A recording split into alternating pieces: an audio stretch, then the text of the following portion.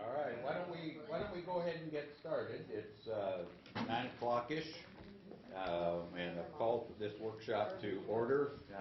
City of Lincoln City workshop for priorities, goals for the coming fiscal year, and we are being recorded. And let's see, we've got all counselors except for Mr. Hoagland. Is that correct? So we have everybody here. Since we're recording, Mitch, would you just give your name so the recorder will pick up voice? Mitch Parsons. Deanna Hinton. Judy Casper. Rick Mark. Dick Anderson. Diane Coos. Okay, and staff, so nice to see you, and guests. I don't know that we really invited their participation unless we asked for it, correct? That's correct. So, as, harmless as it may seem, sit there and listen. They just want to make sure I get it right. Well, that's right. Are they checking on us or checking on you? They're checking on me. And, great. Okay. Okay, so thanks, City Council, for setting this up. Just a few things logistically. Pads of paper, pencils that are there for you guys if you need them. Hopefully you don't use more than one pad, but they're there for you. There's goodies, food over on your left. This is a work meeting. Feel free to stand up, go grab some food if you feel the need to. Like any work meeting, it's a little less formal than our regular city council meetings. Now, just a few kind of things as to what this meeting is and what this meeting is not. Okay? The purpose of this meeting is really to establish your one-year goals and tasks, or even those that may cross over. The reason why I say 1 year is that these have a budgetary impact. Okay, so for example, if you were to say we want to build a sky bridge connecting these two parts of town, then that would become reflective in our budgets. If you were to say we don't want to build a sky bridge connecting different parts of town, then that would not reflect in the budget. So there's a direct correlation, which means that your budgets are actually a two-part process, or your goals and priorities are a two-part approval process. The first part is now. The second part is during the budget. That when we present the budget, as you remember in our last budget, we showed the goals and the priorities and how the budget reflected that. If you were to feel that they didn't adequately reflect it, you could change the budget to add to it, or if the priorities were such that it was too expensive, you could pull those out. So when you look at our goals and our budgets, our goals and our budgets together, it's really a two-part approval process, today and then during the budget process. Also, the goals are broken down into two parts. What you see over here on my right is the overall priorities and goals that you established last year. These are the big categories. And then within each of these will be tasks associated with those. So when we talk about social welfare or community support services, that's the overriding thing that says we as a city council want to be involved with this. And then comes the tasks associated with that. As we go through, like we did last year, starting here, and hopefully by the time we end up at that whiteboard there, we have the goals and the tasks. They don't necessarily have to answer all of the questions. So for example, if you recall, on the long-range planning, we had as one of the tasks was expanding our water capacity. We didn't know exactly how all of that would be done, but that became the task, was to figure that out. Okay, so today you don't have to come up with all of the answers, but enough tasks that it gives the staff enough direction that it gives the staff an idea of where we go with that. This category that's on my far right, again, are the main priorities that you established last year. The next column are all of the additional tasks that you have given us that were not originally a part of this. Okay? And so we're going to touch base a little bit on each of these to just give you an update as to where we are. However, this meeting is not meant to have a work meeting on these individual items. If there's more we need to talk about later, if we're going down the right path, or if we're going the wrong path, we can have another meeting on those later. Mostly what we as a staff need from you today is, yes, you're going forward, or no, we need to have more discussion on this at a later time. But it's not to try to resolve any questions on this today. Otherwise, we'll never get to the next task. Finally, the goals are from July 1st through June 30th. Even though we're 5 months before that time, we do that again because it gets reflected in the budget. And so we recently sent you an update on these that said 6 months review, although it seems like we've had these for a very long time. But in actuality, it was just 6 months because that's the time frame in which it was tied to the budget. Okay, let's see. Any questions on just the preliminary stuff before we get rolling forward? Okay. I'm going to just start here, and what I'm guessing is the next 45 minutes or so, we will just go over these and briefly go through these, any questions that you might have, and then spend the bulk of our time talking about where we are or going forward with your next goals and priorities. Okay, under the social welfare or community support services, the tasks that were associated with this, and you have these in your council communication, are to assess the city's needs for social welfare services, to partner with, that's the first. Second is to partner with nonprofit organizations that provide social welfare services. Third is be more active encouraging the county to extend social welfare services. And those were the 3 tasks associated with this, social welfare or community support services. Under the area of partnering, some interesting statistical information. Since 2006, the city has contributed $922,805 to various outside agencies that are nonprofit that provide social welfare services. We've done that through our outside agency contributions, and that reflects a policy that the city has had for quite some time, that we would not try to replicate services that are already being provided, but that we would support organizations that do provide the services. This year, in addition to the $50,000 that was contributed to various organizations, we have $750,000 that we have now committed to the Helping Hands organization for their expansion of their operation. We have also within our budget anticipated land incentives as we were working with on the development of some of our property. It is likely that the housing properties are going to ask us to give them an incentive to help them, and more than likely that's going to be a donation of the land. That land is currently valued at $108,000. Okay. In addition to that is that we have foregone property taxes for government-supported housing. The mayor has asked me to work on a project in which we are identifying all of the foregone property tax that we could receive for nonprofit agencies that are receiving a tax break from the city. I told them on Friday that I'm probably about 2 to 3 days before finishing that project up.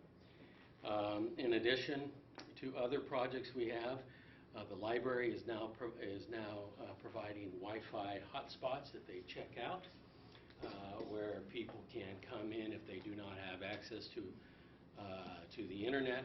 They can check out a Wi-Fi hotspot and then take that and use that. We also, with this year, included in the budget as part of the fulfilling of your goal, is that we committed $55,000 to provide free registration for Little League teams. Okay, so anybody who's joining our Little League teams is not being charged for that. That is a loss of revenue to the city of $55,000. Okay. Under the Be More Active, encouraging the county to extend social welfare services. The biggest item we have seen from that is that the Lincoln County Health and Human Services has opened up an office at 4422 Northeast Devils Lake Road, and it's now open. It's now open Monday through Friday from 8 to 5 p.m. There's more that we can do on that, but that also is dependent upon another agency agreeing with us, namely the county. Ron, haven't we put in, though we haven't received it, but to the county for their grant portion of homelessness? We did. We had put in and we have received the, we were actually the only city that put in. And we put in for their grant. Allison, how much was it? $20,000. That we put it in under the basis of the Helping Hands application, so that for the $20,000, we put a match of $750,000, and we did receive that. And so that will go to help offset some of the costs associated with that. Isn't there more grant money available now, though, through the state and the county? Yes, and we will stay active looking for that. Let me just make a couple of notes here.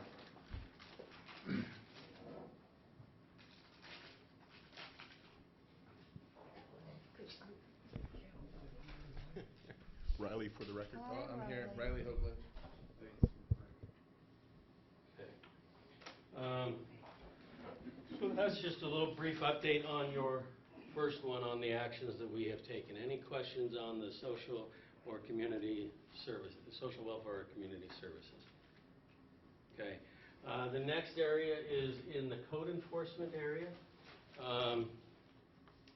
Tasks associated with this is that the City Council has asked us to be more proactive, prioritize nuisances for enforcement, such as abandoned vehicles, leash laws, so forth. Develop an education component as part of the enforcement, such as our pedestrian safety program, which is running through a crosswalk. Provide sufficient funding in the budget for code enforcement fund and develop policies for exercising summary abatement, and then create a coordinated team approach to enforcement. It's the last area where we really have done the most. We have created a core team for code enforcement that holds monthly meetings, and that consists of the city manager, the city attorney, the police chief, the code enforcement officer, and the planning director. We have been somewhat proactive, but we're still heavily more of we react when we get a call. That's an area that, as our team, we need to improve upon. The City Council recently adopted an ordinance clarifying parking policies, and as I mentioned, needed area improvement for us in this area is, well, there's two things. One is being a little more proactive than we have been, and then communicating with the City Council of what those actions actually are. You often get calls, you relay them to us. Our follow-up may not be very well, so that you don't know what's happened. Or if we're already dealing with something, we haven't informed you, then you get a complaint and you don't have the information. So that's an area that we need to improve upon. Any questions on code enforcement? Okay, the next area that we have is Parks and Recreation, that have 3 tasks associated with it. Develop the Taft Park, develop the Keel Park, and develop a dog park. First of all, as it pertains to the Taft Park, we continue to be at the mercy of the school district and the Department of Environmental Quality. We are still waiting to receive, or the county is still waiting to, the school district is still waiting to receive a no further action notice. They are not going to sell us the property until they receive that. That was scheduled to be received by the end of January. They hadn't. Their next date is February 21st. We're hoping to receive it by then, but until that receives, we don't have the ability to make that take place. However, we do have in the budget the money that was bequeathed to us for the tennis court portion. That is in the budget, and we also had budgeted $500,000 for the development of that park, and that is still in the budget. So we are not much farther on that than we were before, because we're still waiting for the same organization. Kiel Park, if you recall, you had presented and approved a concept map.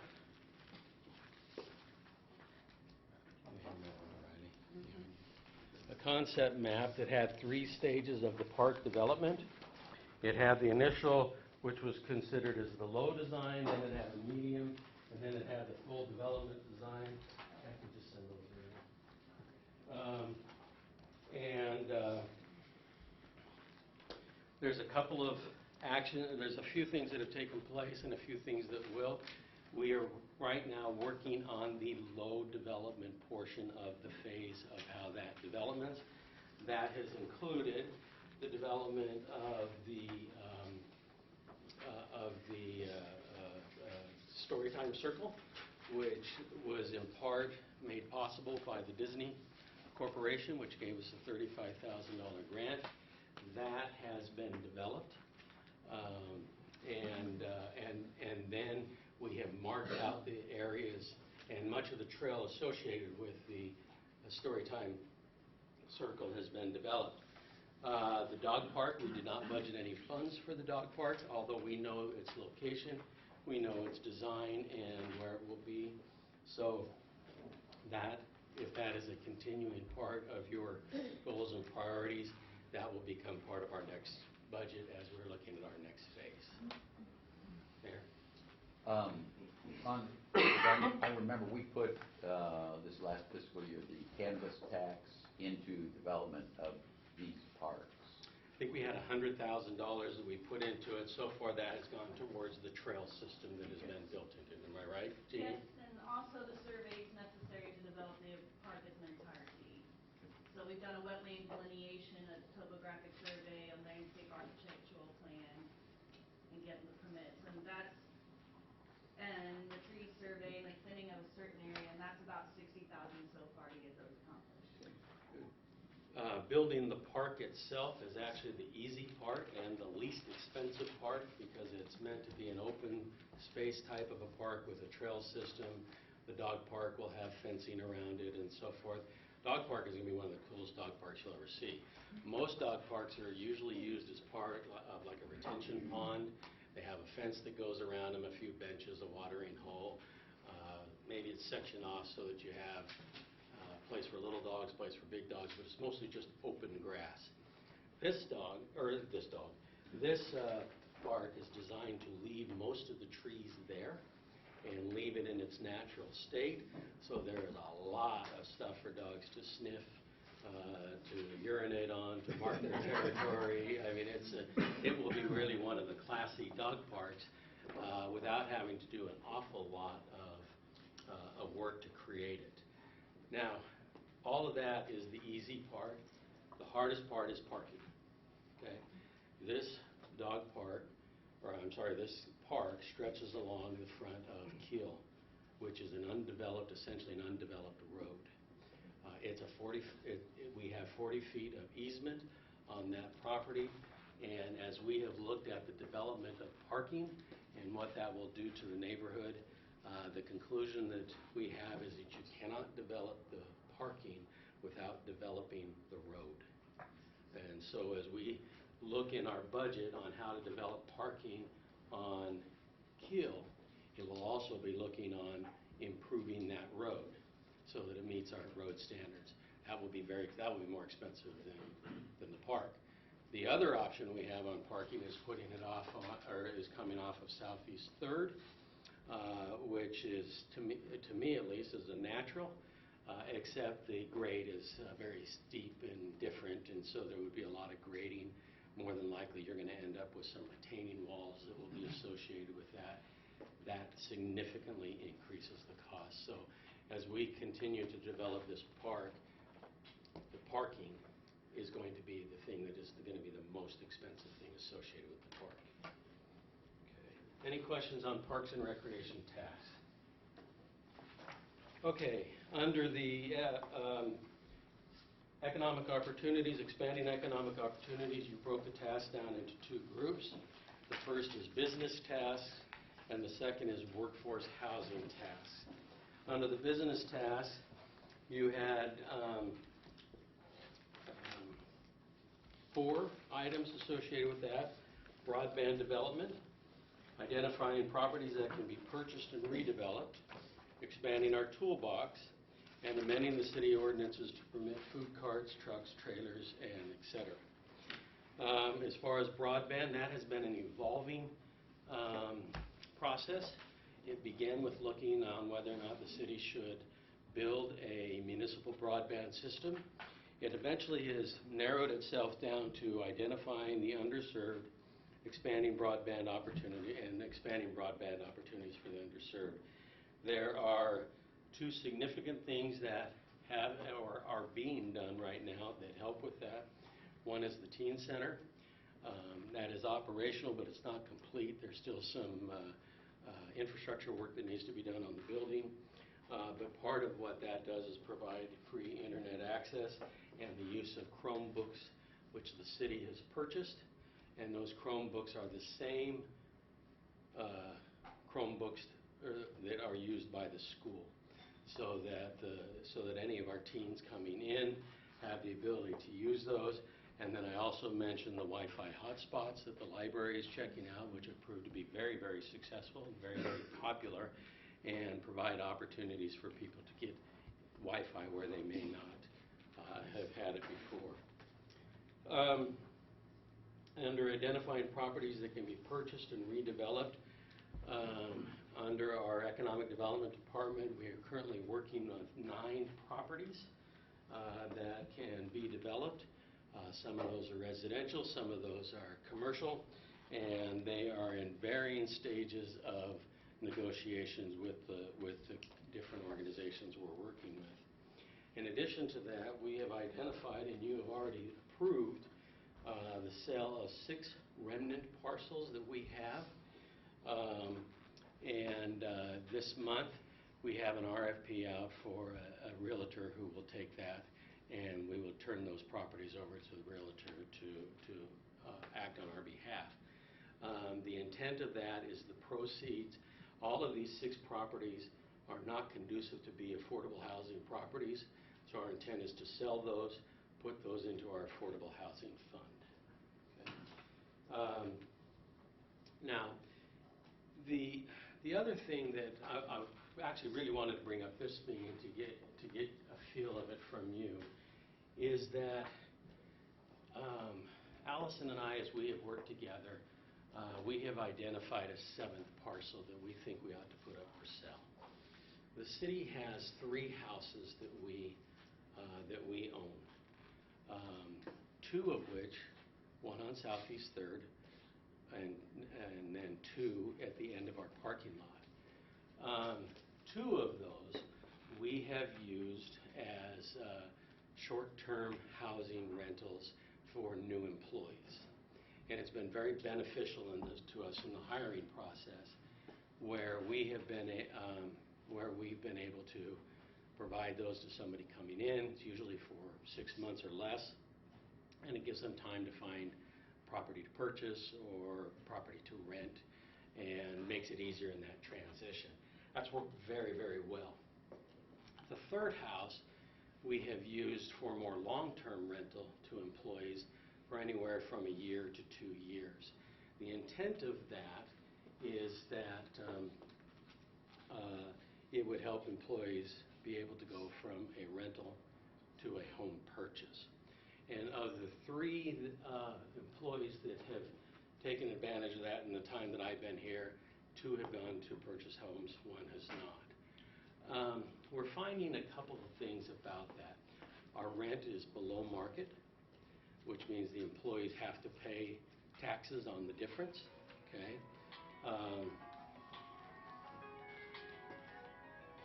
Sorry about that. However, because it's below market, the city has essentially been subsidizing the housing expenses associated with this. And so we're reaching a point where the housing costs are becoming more expensive to make repairs, things like that. And so we started asking ourselves the question, do we really want to be in the long-term rental business? Is that really where we should be? We've already decided that on all three houses, we're raising the rent. As of this month, the rent has been raised up to $1,000 where it had been $750. And so we started asking, do we really want to be in the long-term rental business?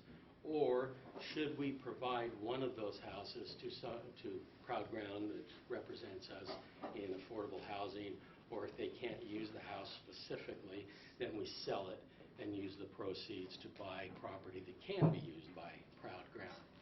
And the property that we've looked at selling is the one on Southeast 3rd.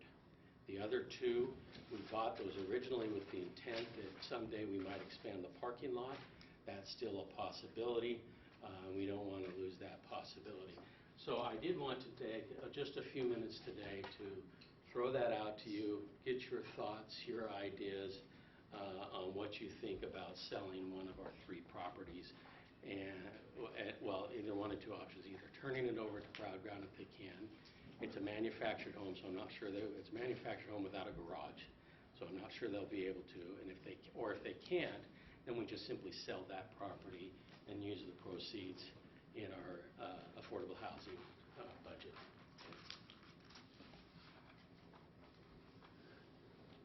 Thoughts? I have a few thoughts.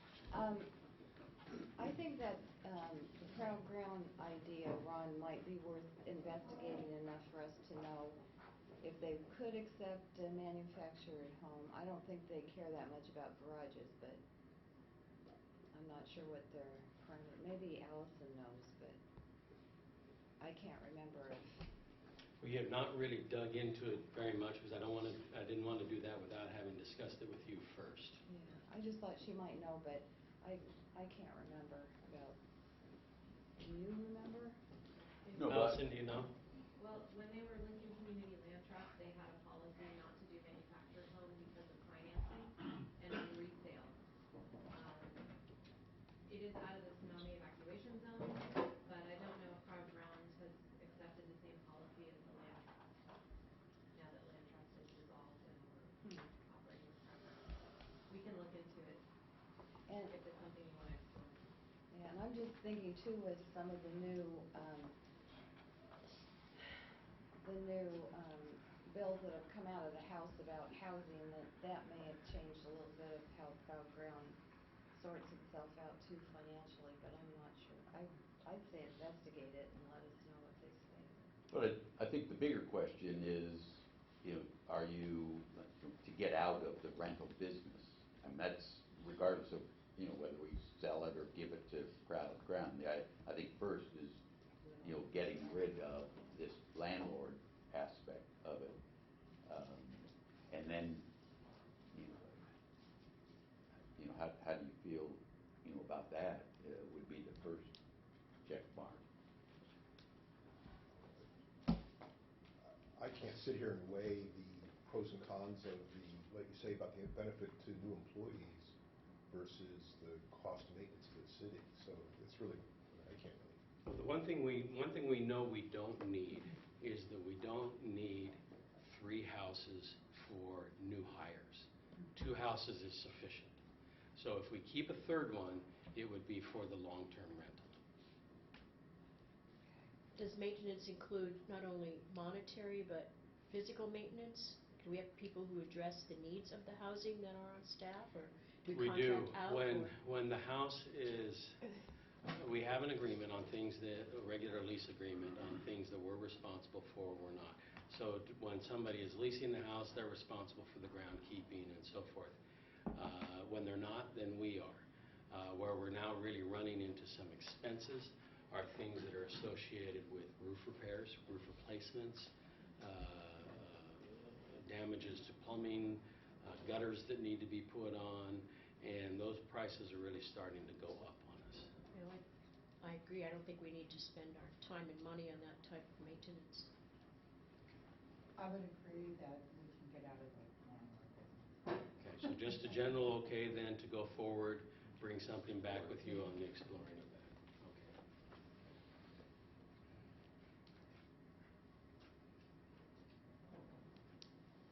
I want you to notice that I'm not using paper. I am old-fashioned. Okay, very good. Also under the area of, let me jump back we won't even touch base on this because you just went through this a week ago, expanding the toolbox, both within urban renewal and within the city. Amending the city zoning ordinance to permit food carts, trucks, trailers, so forth. The food cart ordinance was presented to the Planning Commission on December 17th and will be presented to you next week. Okay. I might point out that I've been looking at hot dog carts and now planned out my retirement accordingly. So, under workforce housing tasks, some of the actions that have been taken is that you have adopted an ordinance for the villages that requires at least 10% workforce housing. We are continuing to negotiate on the Fernwood development where it would be 20% workforce housing. Expanding the toolbox was the next task under workforce housing. Again, we don't need to go into that. And then transitional housing, the most significant thing that we have done on that is the Helping Hands. And you're familiar with that. I might point out to you that the open house that we had on Thursday went very, very well. I was really pleased with how that went.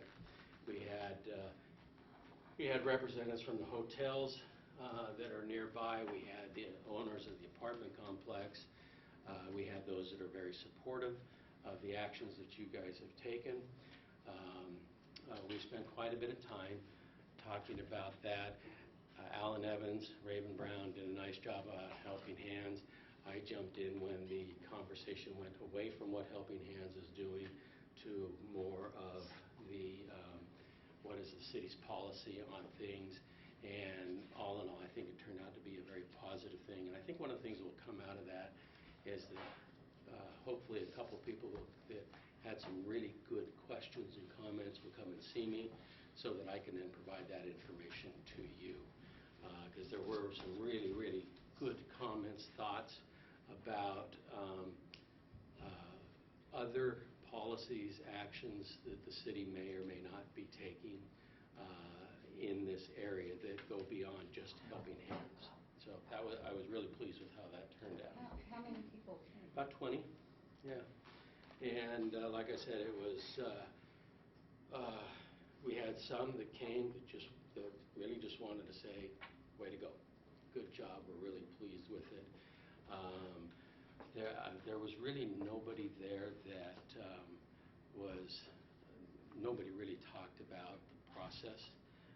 That groundwork had been laid by our staff, but that was not the forum for doing that. And so it was a lot of just really questions about Helping Hands and how they operate. So we're really pleased with how that went. Okay, that briefly hits us on these. Anything that we need, any other questions we need on that? Okay, infrastructure, long-term planning.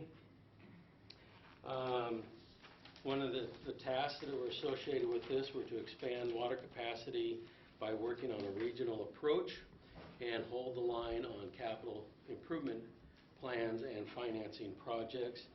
Part of this was to look at the Rocky Creek project. We've done a little bit of preliminary work on that. That will probably take a lot of effort on your part as the elected officials if that's to go forward, because we have not found a lot of support by other elected officials. And so our initial preliminary interest or exploration on this really hasn't proved very fruitful. Newport is a great example. Their entire focus is on the repair of their dam. And so if that is to move forward, it's going to be based upon elected officials working with elected officials. And Ron, if I can, I would just say the exception would be the county is still very Yes. right on the municipalities. Yeah. And what I've found is it's because of, other than Newport and Lincoln City, the other ones are so small, and they share the concern, but Yeah. don't know where to go with it. Some other things that have taken place that are associated with this is some work we have been doing with the state. And then some recent things that we've been looking that are also associated with this group of things. One of the biggest challenges that we're going to be facing over the next few years is new requirements and regulations pertaining to our sewage disposal permit. The temperature of the water coming out of that is too much. It needs to be reduced. And then there is additional testing for copper and aluminum. Is it those are the two, you guys? And zinc. And those are naturally occurring minerals that are in the water system, but yet we're going to have to try to remove those. To do any one of those is extremely costly. And it's going to prove to be one of the biggest challenges we're facing financially. It is the biggest challenge we're facing financially right now. And the state has put us on a deadline to accomplish these things. Because of that, we have explored other options. There are other state agencies that we need to become involved with. But for example, one of those options that we've explored is, and it ties in with this long-range infrastructure planning, is can we reuse the sewage water that we have instead of dumping it back into the creek? Can it be reused, perhaps piped to our water treatment center so that it gets processed again? That final stage is called the tertiary treatment. So it gets processed again and goes into our drinking water, or is there a way to process it so that it can be, or purchase land so that it can be used to dispose on land, farmer's field? We thought it would be great fertilizer for marijuana plantation. So all of those things are really right now up in the air, but the benefit that they have is 6 million gallons of water that can be reused and is available. The other thing that we just recently have started looking at, and it's associated with this, I'm going to give you a handout on this in just a minute, but we were asked to look at charging systems development charges based on square footage rather than just the water meter size. And the handout you'll see is yes, we can, and it will lower it for some, raise it for others. But when you look at all of the building permits that were issued this year that had a systems development charge associated with it, would actually increase our revenues. But there was another thing that came out of it that was fascinating. All my career, and I think Anne Marie would tell you the same thing as with Lila, every developer every house builder will tell you, if you just eliminate the systems development charges, then the houses will be now affordable. Okay? Well, we've been going through that list and looking at what was the sales price of it. And so, for example, one of those was a house that's 723 square feet that's sold for $249,000. Okay? If you eliminate the $4,000 in water and sewer, it's not going to lower it down to an affordable price. It confirms something that economists will tell you: the market always gets what the market wants. Okay, so we're just starting to explore the idea that, and we're using kind of the format of the solar energy. If you're going to put solar energy on your home, it doesn't pay for itself without the tax credits. But with the tax credits, it pays for itself. So there's some companies that have been developing ways to reuse your household gray water. That's washing machines, dishwashers, not toilets. And one company that I'm familiar with that I've been looking at charges about $4,000 to install a 80 to 100 gallon unit that will then recycle that gray water. It can be used for outdoor watering. It can be used to put back into your system as gray water or dark water, which is the toilet water. It just can't become potable. It can't become drinkable. And so we started looking at the idea is that what if we want to use the SDCs to provide an incentive, what if we use those to give them a credit to help them install those in the same way the government uses a credit to install that, thereby reducing the pressure of having more water. As we talked about it, we then started looking at it, well, shoot, we've been talking about this garden affidavit ordinance that would reduce the charge for people that are watering outside. If they are recycling their gray water to be used, that's never running through a meter, and so it's not being charged for them. So anyways, so we're just starting to explore those kind of opportunities. We'll bring back reports to you on what we find, whether or not we think they can work, but they are really worth exploring and seeing where they go from. Okay, yes. Are we testing for Teflon? Like, I just got an article from somebody about polyfluoroalkyl substances. I guess a big article is coming out just now. I'm going to turn that to our public works people.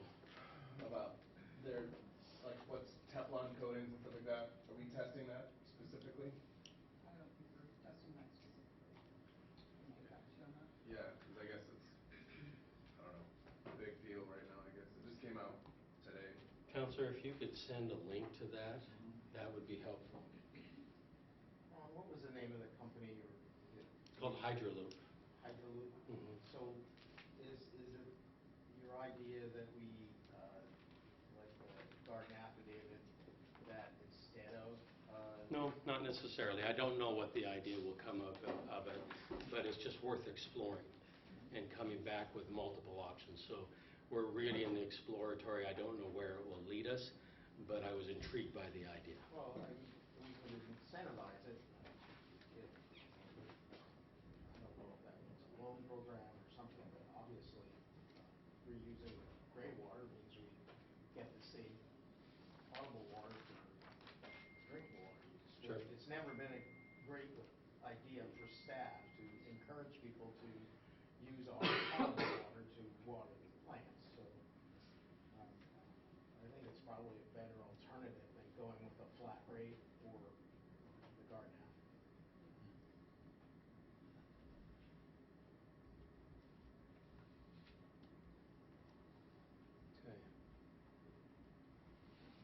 Okay, under emergency preparedness, the tasks that you had associated with this were 3 tasks: continue the cash program, community education program, and consider assistance for household emergency preparedness.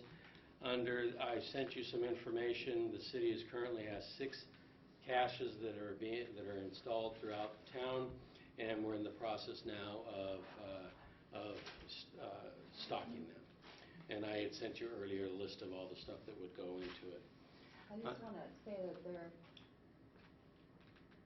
were 3 federal grants that may be helpful, but really only one. 2 of them probably didn't fit what we're, and I sent those to Kim, so he's got them. And then now with the state taking a bigger stand on emergency preparedness, I would only think that there would be some grant money available to follow. Okay. And because of where we are, I think we would have a good opportunity for at least one of those grants. And we would have help from Trader's office for the federal ones.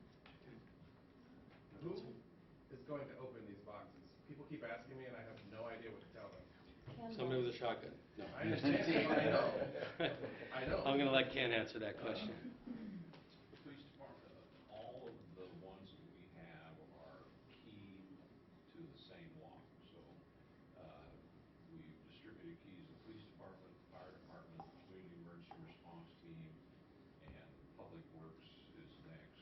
So we have enough keys out there. So one key will open any one of them. And worst comes to worst, bolt cutters will do the job. First So- comes to first? No.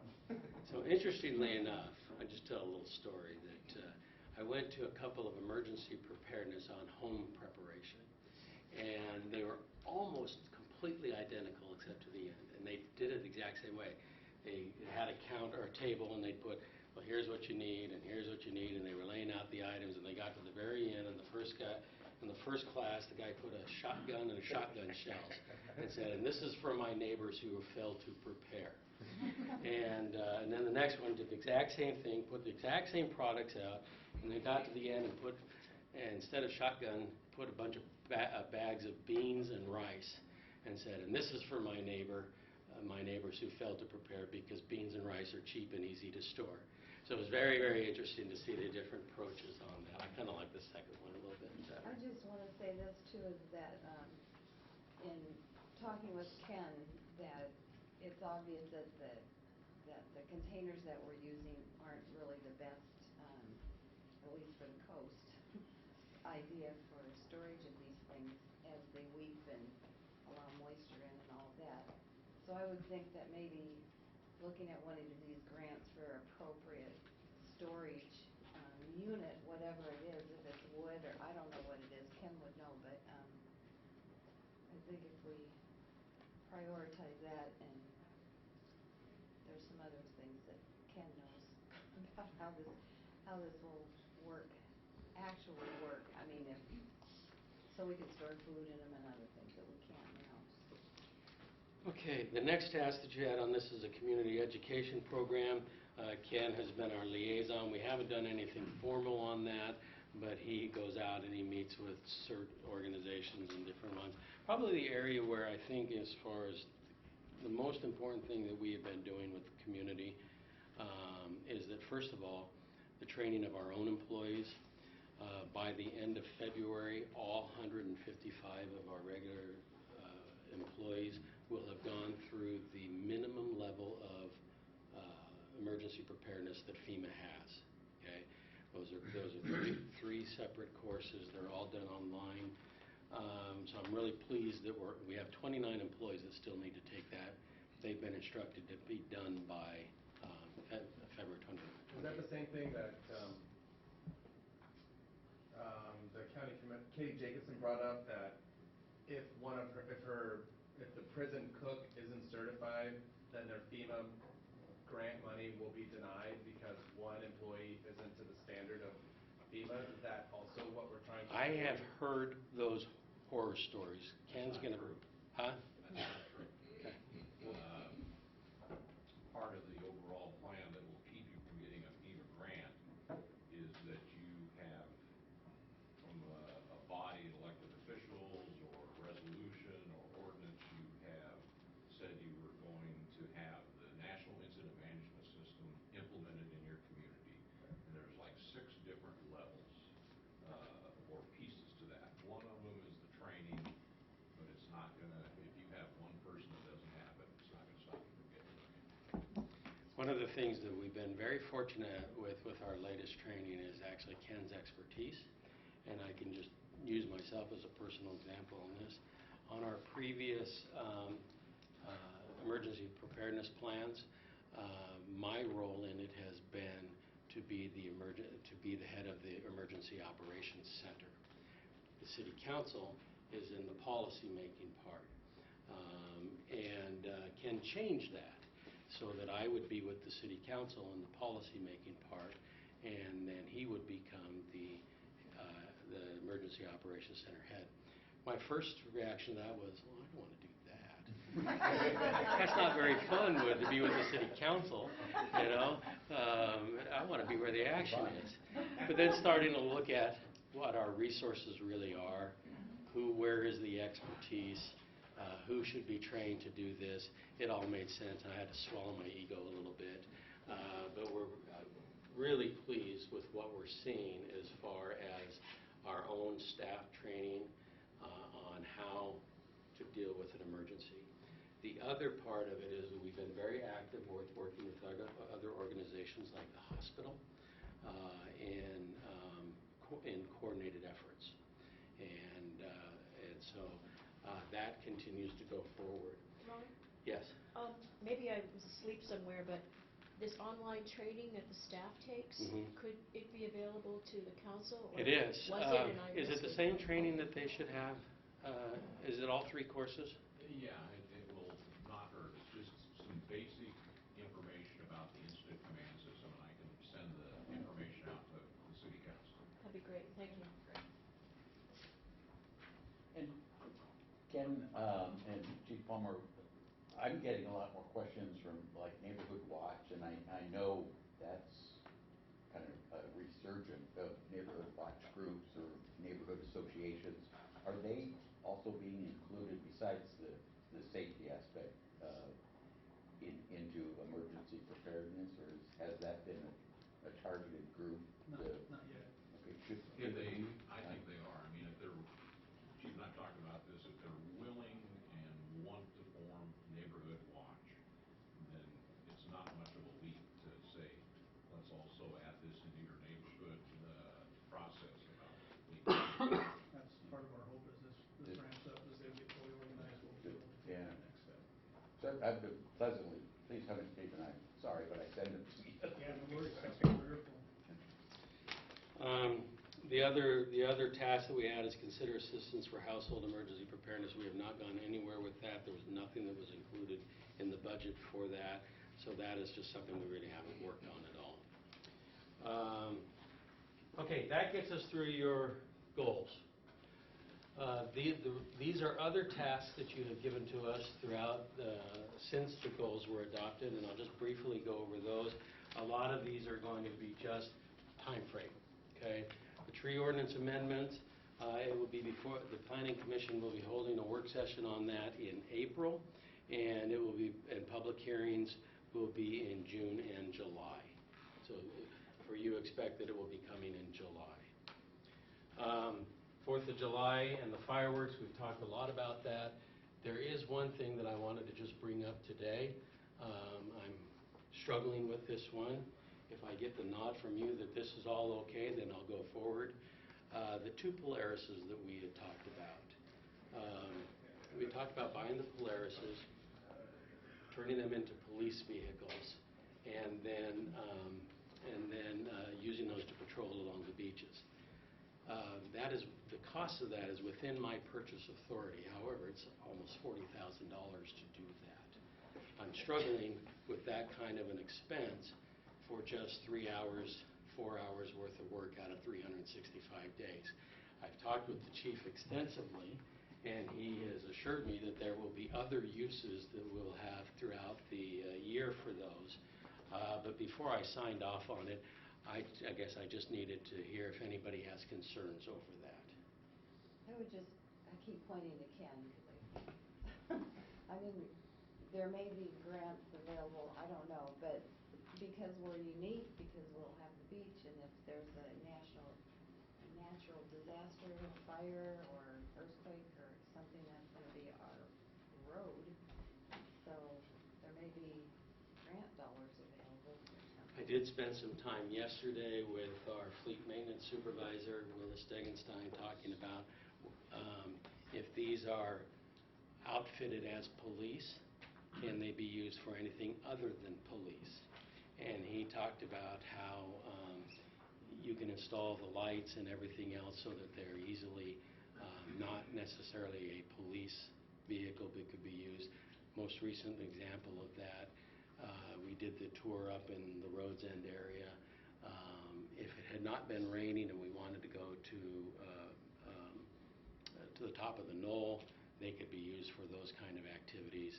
So I'm assured by the police, I'm assured by Public Works that there will be other uses that we can do than just the 4th of July.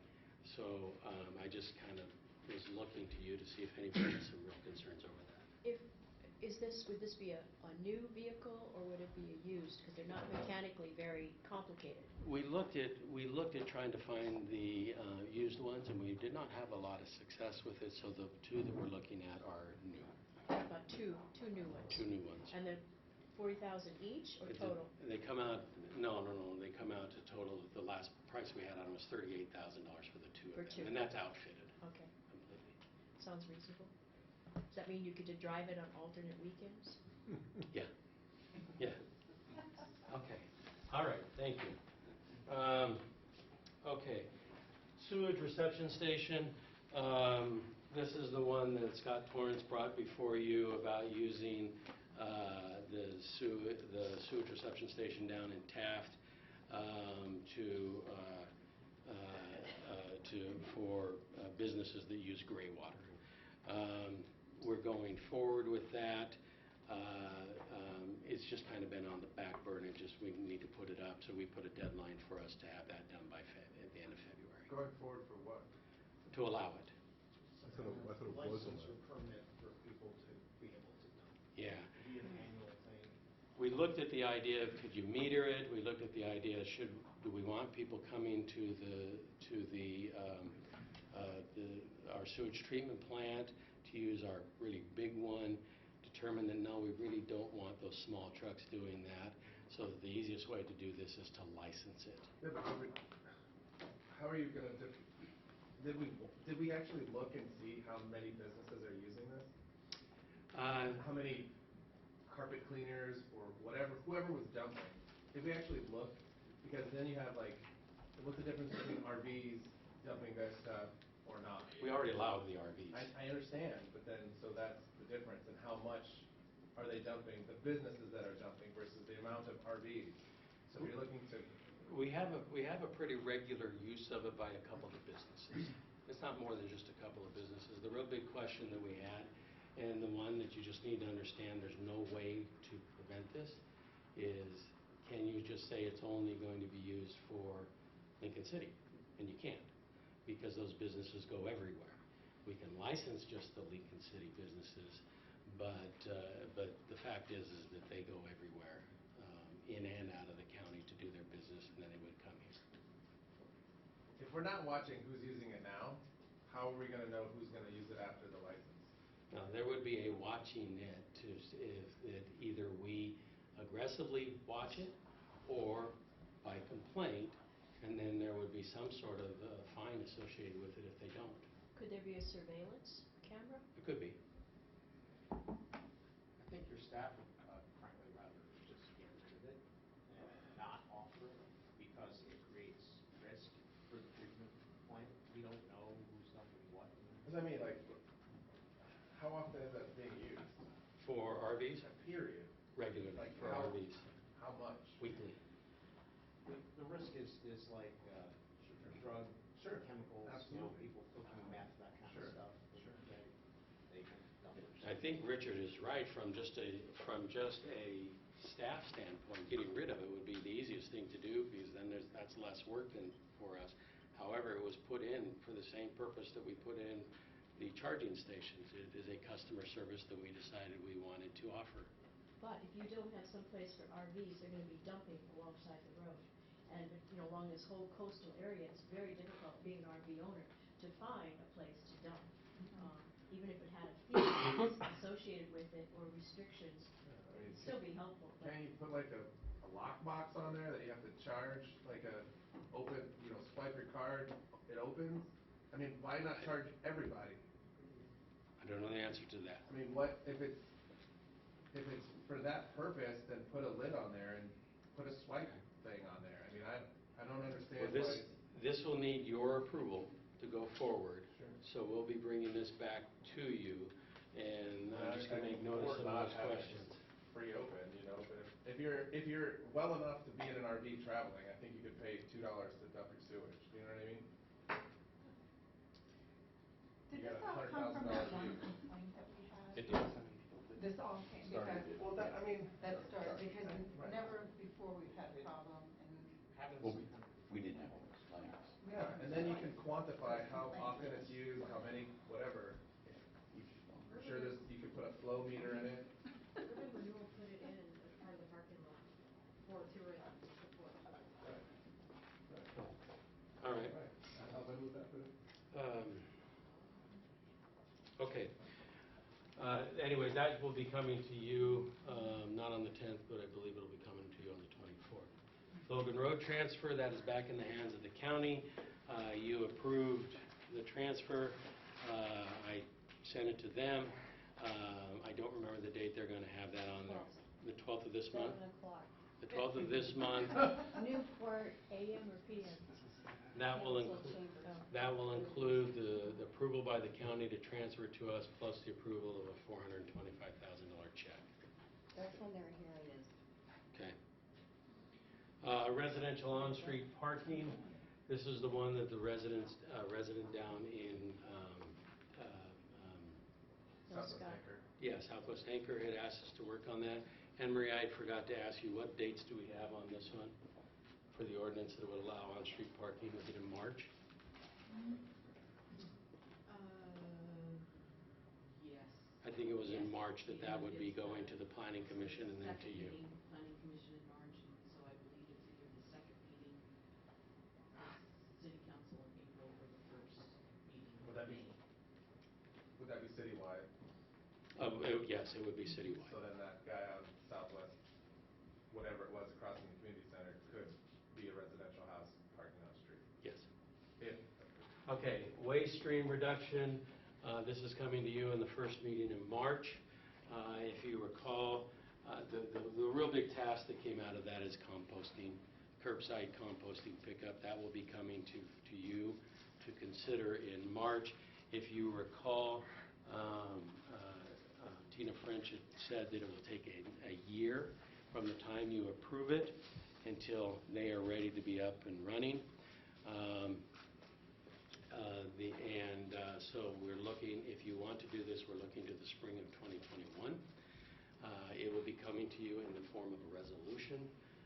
We found the ordinance that talks about the franchise that North Lincoln Sanitary has with us. And in the past, when we have added services, we have done it through a resolution. So a resolution will come to you, and that will be in March. Sign ordinance. That is going before the Planning Commission in March, City Council in April. One huge component of that, not just simply for the sign ordinance, but for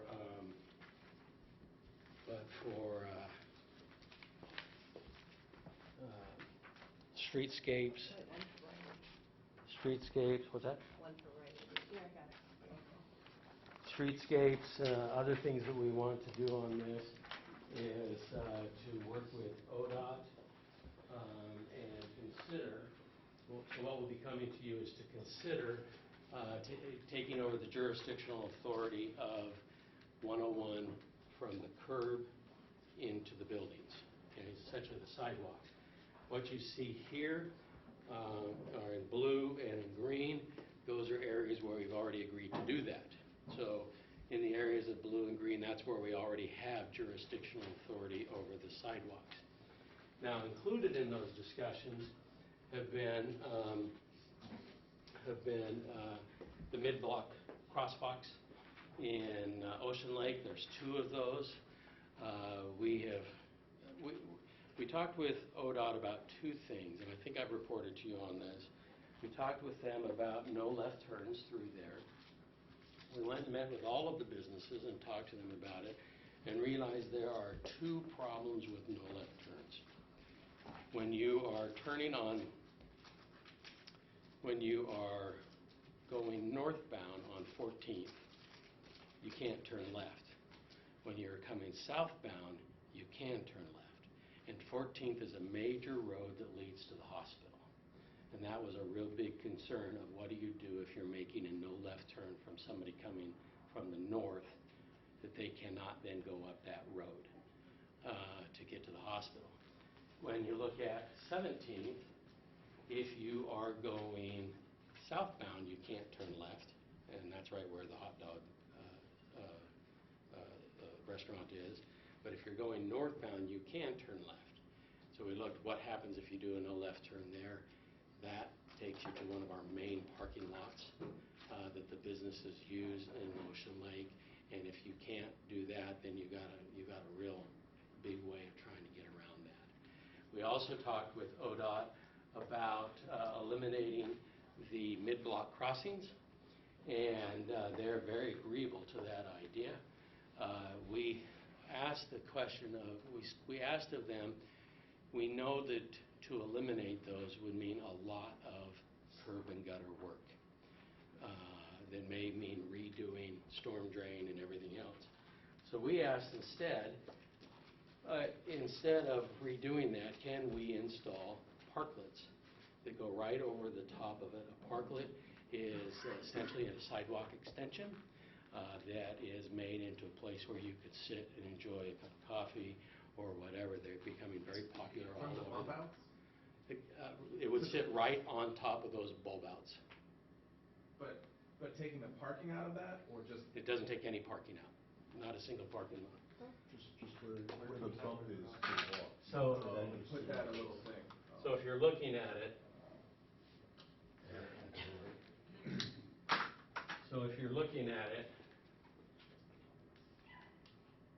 it comes like this, and then here's your crosswalk, and then it goes back like this, and your parking begins here.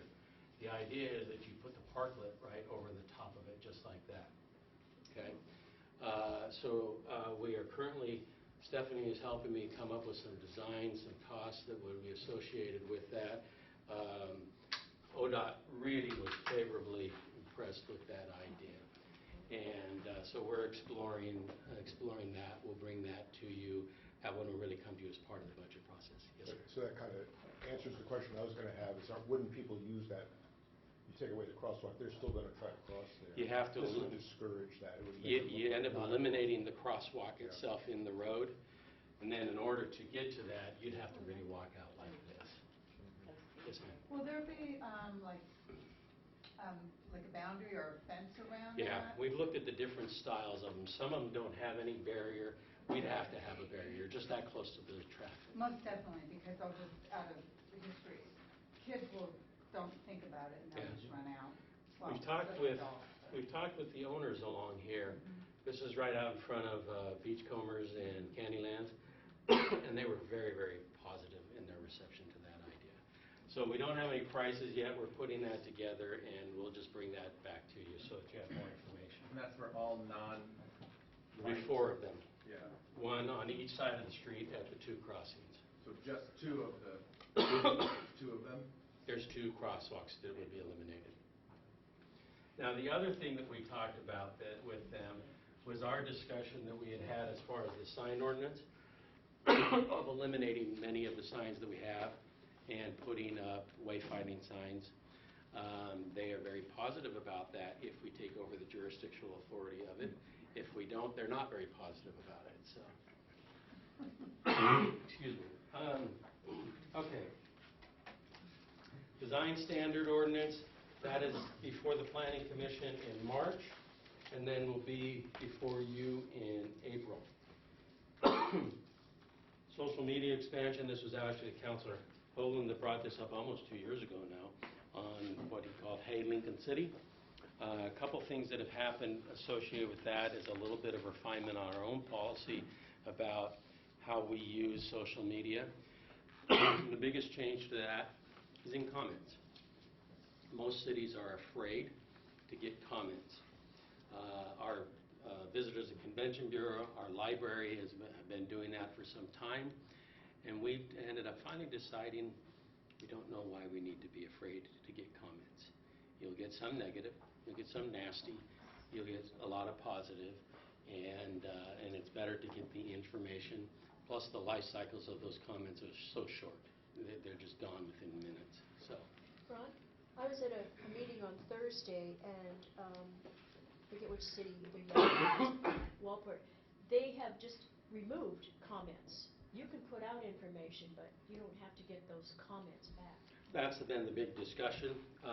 We do the same thing where we'll put it out but not take comments in, except in the library. and accept in VCB. And do you accept comments, Jeannie? We do. And they do. And quite frankly, it has not been that big of a problem. You guys put comments out.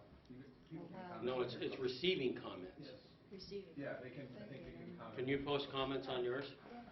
We usually very rarely respond unless it's policy or something direct, but not Yeah. something we can. But they can comment. But they can come.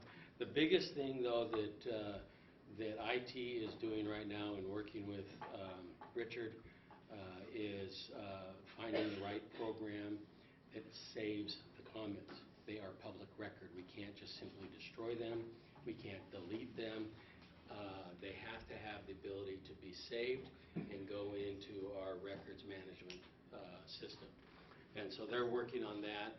The other thing is that Courtney and Tony have been tasked with, they're going to be attending a conference next month and looking at the design of a new web page, which we plan to put into our budget for next year. Yay!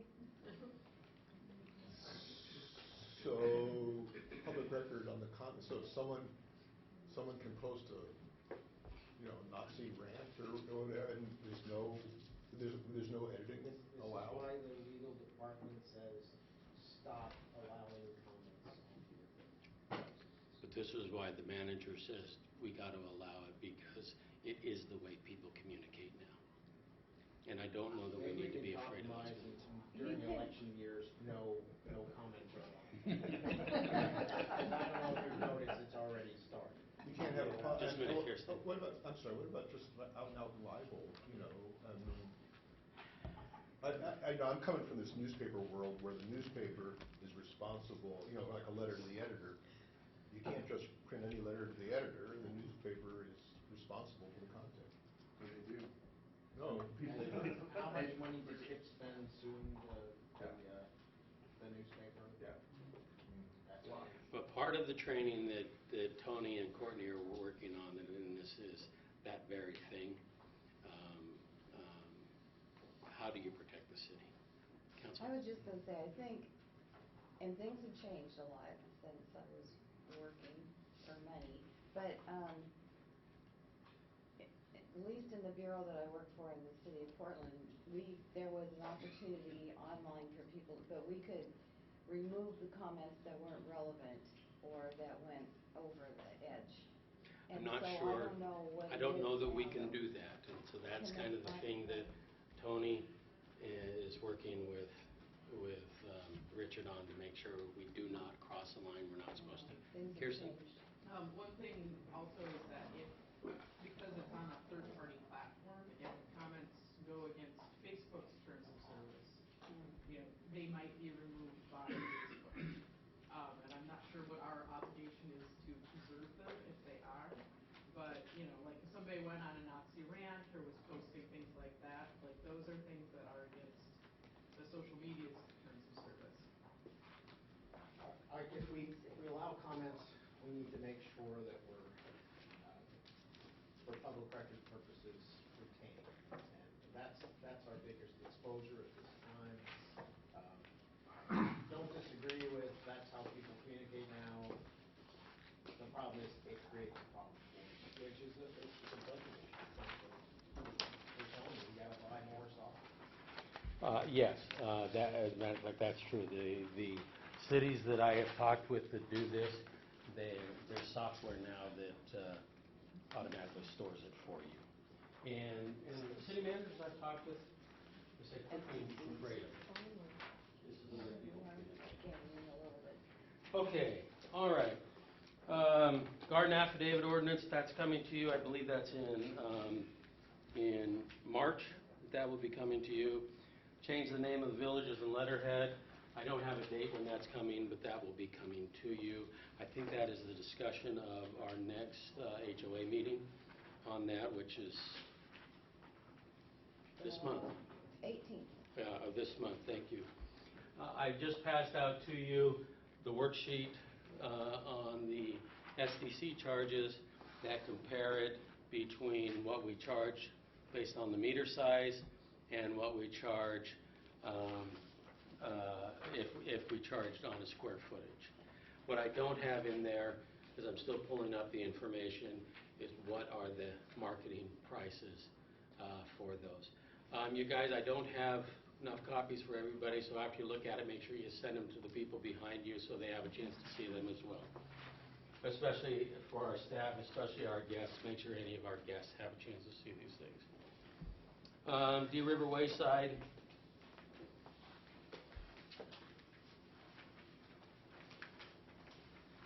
Before we get into that, our north end sign, the north end Lincoln City sign, where's that at? The what? The north, The wayfinding. the north end, welcome to Lincoln City sign. Ed, do you want to answer that? Yeah, we put out an RFQ for wayfinding companies, and we've hired a firm, and shortly, their representative will be in town and getting input from city council. And it's not just the entry signs, it'll be the entry signs plus design standards for the balance of the wayfinding system. That'll be immediately followed by the full wayfinding system project. And when are the RFPs due? RFPs are done, and we've already selected the firm. You and I are working on the schedule for him coming into town. That's right, he gave that to me last Thursday. Thank you, thanks, Ed. Okay, finally, the Dee River Wayside Exchange. I've given to you a map that has two maps on it. The map that's the colorful one in the front, that is what you approved as far as the development plan for the villages. You also did something that's very significant and that has had a real impact on the Dee River project, and that's that you had determined to add an additional amount of acreage to the knoll, 35 acres to the knoll, to be preserved. Dee River Wayside Park has a federal designation on it on how it can be used. Many of the things that we want to do with it, we would not be able to do that with that designation. So one of the things that we can do is to exchange that property we have that gets a designation put on it in exchange for the Dee River Wayside Park. It's Federal Land and Water Conservation Act. Thank you. The fact that you have now designated an additional 35 acres gives us the opportunity to make that exchange. It's been difficult working with the state. They're really slow. So Richard and I have talked about doing a more aggressive approach on our part to try to move this thing forward, especially since we have this time frame wherein that area is being designated. We want to make sure these two things are tied together. So we'll be moving forward a little more aggressively than we have in the past. We found that we just could not get the state off the dime to move forward. So how does this work? I mean, we aren't trading property, but we just... There's a couple ways you can do it. It's just being held... There's a couple ways you can do it. Like collateral or something? No, you can, we have in the city where we own the property, but it has that designation. Or we can actually exchange the property. It may very well be that we exchange the property in this case because we are receiving property. So this would become open space, the village's 35 acre would become state park? No, it would be more equal acre for acre. It wouldn't be the full 35 acres. And I don't know that it'll actually be the open space designated land, because it's gotta be, Oh, it has that's to right, have they'll have a recreational building, right. utility, so we might have to designate some land next to Right. all that open space as park. What's Dee River, 4 acres or something like that? It's a little less than that. So, But my point is still state park for some type of city park, Yeah, right? yeah. Okay. Yeah. That's all I- Like I said, we already have property that has that designation on it, but we still own it. In this case, because we're looking at a property swap, it would be a property exchange so that we can take the designation off of the River Wayside, put it on the property that we have. And Richard, like I said, Richard and I are going to be wanting to be a little bit more aggressive, which means essentially he's going to take the lead as the attorney writing stuff. So Go, Ed will Richard, get go. to use the Dee River the way he wants to use Dee River, and it will have some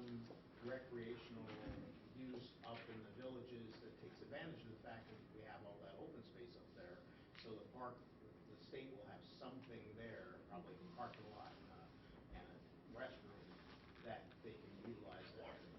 So Richard, help me, but I guess that's what, I'm all for this.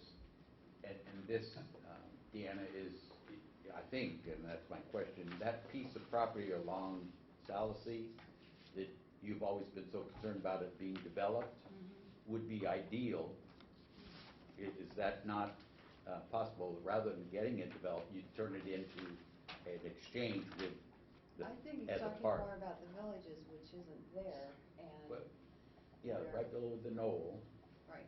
that's. The area that you've already been designating. Yeah. Well, if you're talking about the 35 acres, that is north of, We're probably talking about, where's it? It's up here. No, I'm talking about right here next to the knoll, Salasy. Yeah, I know, but that's not what well, he's talking it could be that. Right. It could be that, So- but it doesn't have to be. I was actually thinking it would be on the other side, that be more accessible from where the cul-de-sac ends, and a road could go in there, and maybe a restroom. And that's The how thing we that- get a restroom and a parking lot. The thing that changed everything for us was your designation. Because up until this point, as we worked with the state, they were simply saying, we think you can do what you want with that designation. And then if it becomes a problem later on down the road, then we just deal with it then. The moment that you said, let's add some additional property to it, was the moment it made the exchange possible. I sent all three agreements to you. I sent the one the state sent us, and then I sent one that was just we take over management of Bee River, and the other one was we actually do an exchange.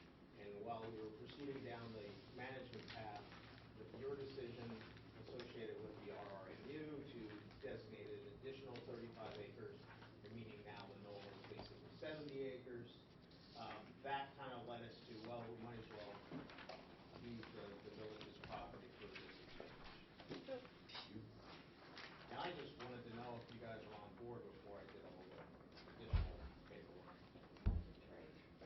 A restroom, parking lot, or service. So I don't hear anybody objecting to doing this. Yeah. Go for it. Okay, that gets it, go ahead, Mayor. So before we leave that, could we go back to, for clarification, on the waste stream reduction? Is buried in that, is that styrofoam, whatever the official words are, beyond styrofoam? Polystyrene. Right now, the only action that that we know we're going to have before you is curbside composting. Next Monday will be your presentation from the Sustainability Committee on this very thing. Based upon what you take from that, we are expecting that you'll want to do more. But until that happens, the only thing we know we're moving forward with is the curbside reduction. There was a motion that we look at the polystyrene Yeah, ban, just and so we have that on our Well, list. remember, you asked the Sustainability Committee to look at this and bring back a recommendation. You asked them in October. They've been working diligently on this, and they're now ready to bring it back to you. You might like some of it, you might hate some of it. Some of it might be right along with what you want to do, but I think it's important to give that committee its opportunity to present to you what they've been working on. Also were the clamshells, the plastic. Yeah, Both of them. yes, we said, fine, do your thing. Separate from that, styrofoam and Get to-go going, containers yeah. was asked multiple times over the last few years. And so to have nothing regarding a styrofoam ban is a surprise to me. That we only The have- council as a whole has not given us that I direction. thought we did. I thought we did I as thought well. we had We did get twice. direction. I mean, The only thing is we're also waiting to hear what the sustainability, I think we have it on our list to do the polystyrene ban. We're just waiting to hear what the Plastic clamshell. sustainability also, are they on the same page, or are they going broader or narrower? So I think that's the only issue. Okay. Friday, But- Monday. Or soon. I guess, you know what, and maybe you're gonna go to this point, Ron, this column now were all the add-ons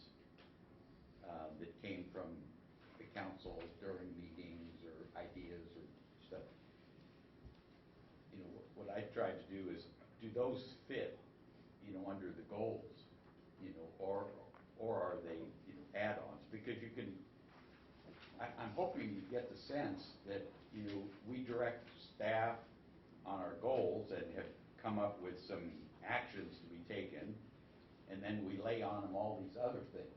So I hear your frustration about why hasn't my dream taken hold? Why haven't staff dropped everything and worked on, my thing? And this is what I've tried to explain to all of us, that, we as a council have a tendency to, redirect staff on a monthly basis. I understand, but we just did a real estate transaction quickly, right? Because that's a housing But issue. I understand. Okay. But this is, I'm saying, as far as length of time of asking staff, we've been asking for that for a while. And I'm just saying, there's a difference between how quickly something comes up and not. I'm just naming that. I'll go back and check and make sure. If I missed that we have been authorized, that you've instructed us to do that, we'll do it, but I will check on that. It's not mine. But I might point out to you, this whole thing with Helping Hands, that was a year in the works. I understand. Ron, Judy gave me a copy of an ordinance from somewhere. We have been given direction. Okay, I will go pull that out, and if those instructions are going, we'll move forward with it. Essential, that at the same time. I just want to respond though, because like the design ordinance, the design standards, the wayside, those aren't just this year, hey, we thought of it off the top of our head. Logan Road, that's been years. So this is just a list of ongoing, and fireworks, what are we in, year 3?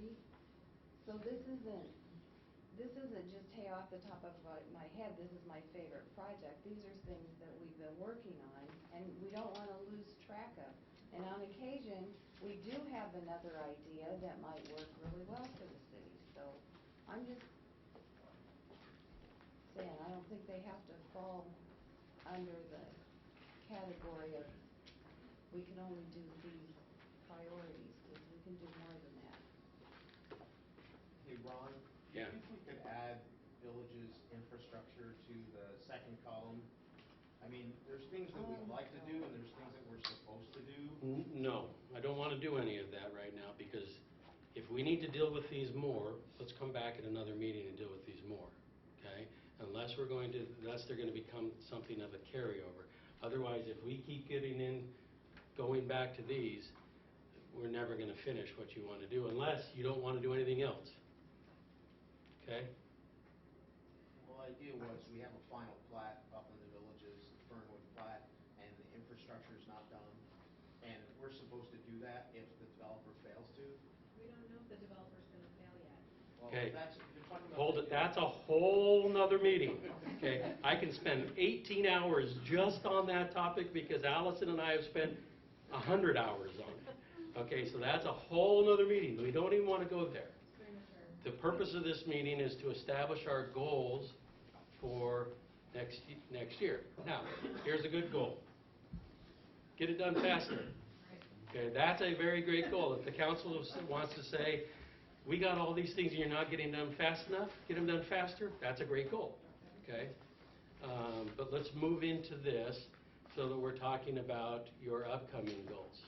I mean, residential on-street parking came up within the last 3 months, and it's in the same category as the composting, and you know what I mean? So it's like, we didn't bring up the on-street parking, it came up. So I mean, to say that we have a flavor of the month, I think it's not true. But you did instruct us to go forward with it. I understand, but These aren't in it's the not me coming up with something. Okay, wait a minute. We need to understand, these aren't in a category, except a category of things that have been asked us to do since this was adopted. Now, if you want us as a goal, and I wouldn't do this as a goal here, I would do it as my personal evaluation with you, which is coming up in the next few weeks. If we're not getting things done quick enough, then that should be part of my evaluation. You're not getting things done quick enough, and we'll move it forward quick enough, or we'll tell you what's needed to move it forward quickly enough. Okay?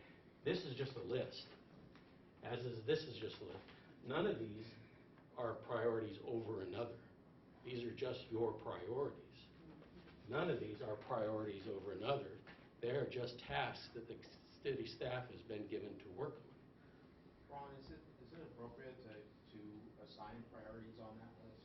No, I don't want to do that. If you want to hold another meeting to assign priorities, we'll come back and talk about those. And- But otherwise, you're never going to get to your priorities today. And I just want to say too, we had a big long list all over the place last year, and we shrunk them down and pulled them together to get that list on the other That's true. side.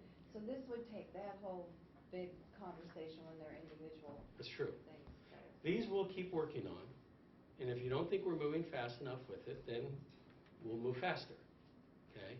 As fast as the law allows us to with things like ordinances and everything else, okay? But that's not really a part of this meeting. Save that for my evaluation, okay? What we want to do is now move to what do you want to do in the upcoming year so that I can start dealing with it in our budget.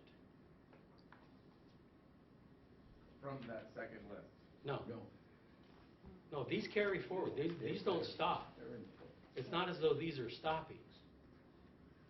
So if I can, to help, Riley, I guess what I'm envisioning is there are categories on the far left-hand column that are big, bold categories. I look at those and say, when I'm thinking about goals and priorities, is there anything there that I want to get rid of, keep, or whatever? And once we deal with that, then either look at these others in the middle column that says, okay, they fit under one of those things to get them on board. If they don't, then where do they fit? Because that would tell you we need a bigger, bold category. Everything we've done up to this point is informational only, okay? All of this stuff we'll continue with until completion, okay?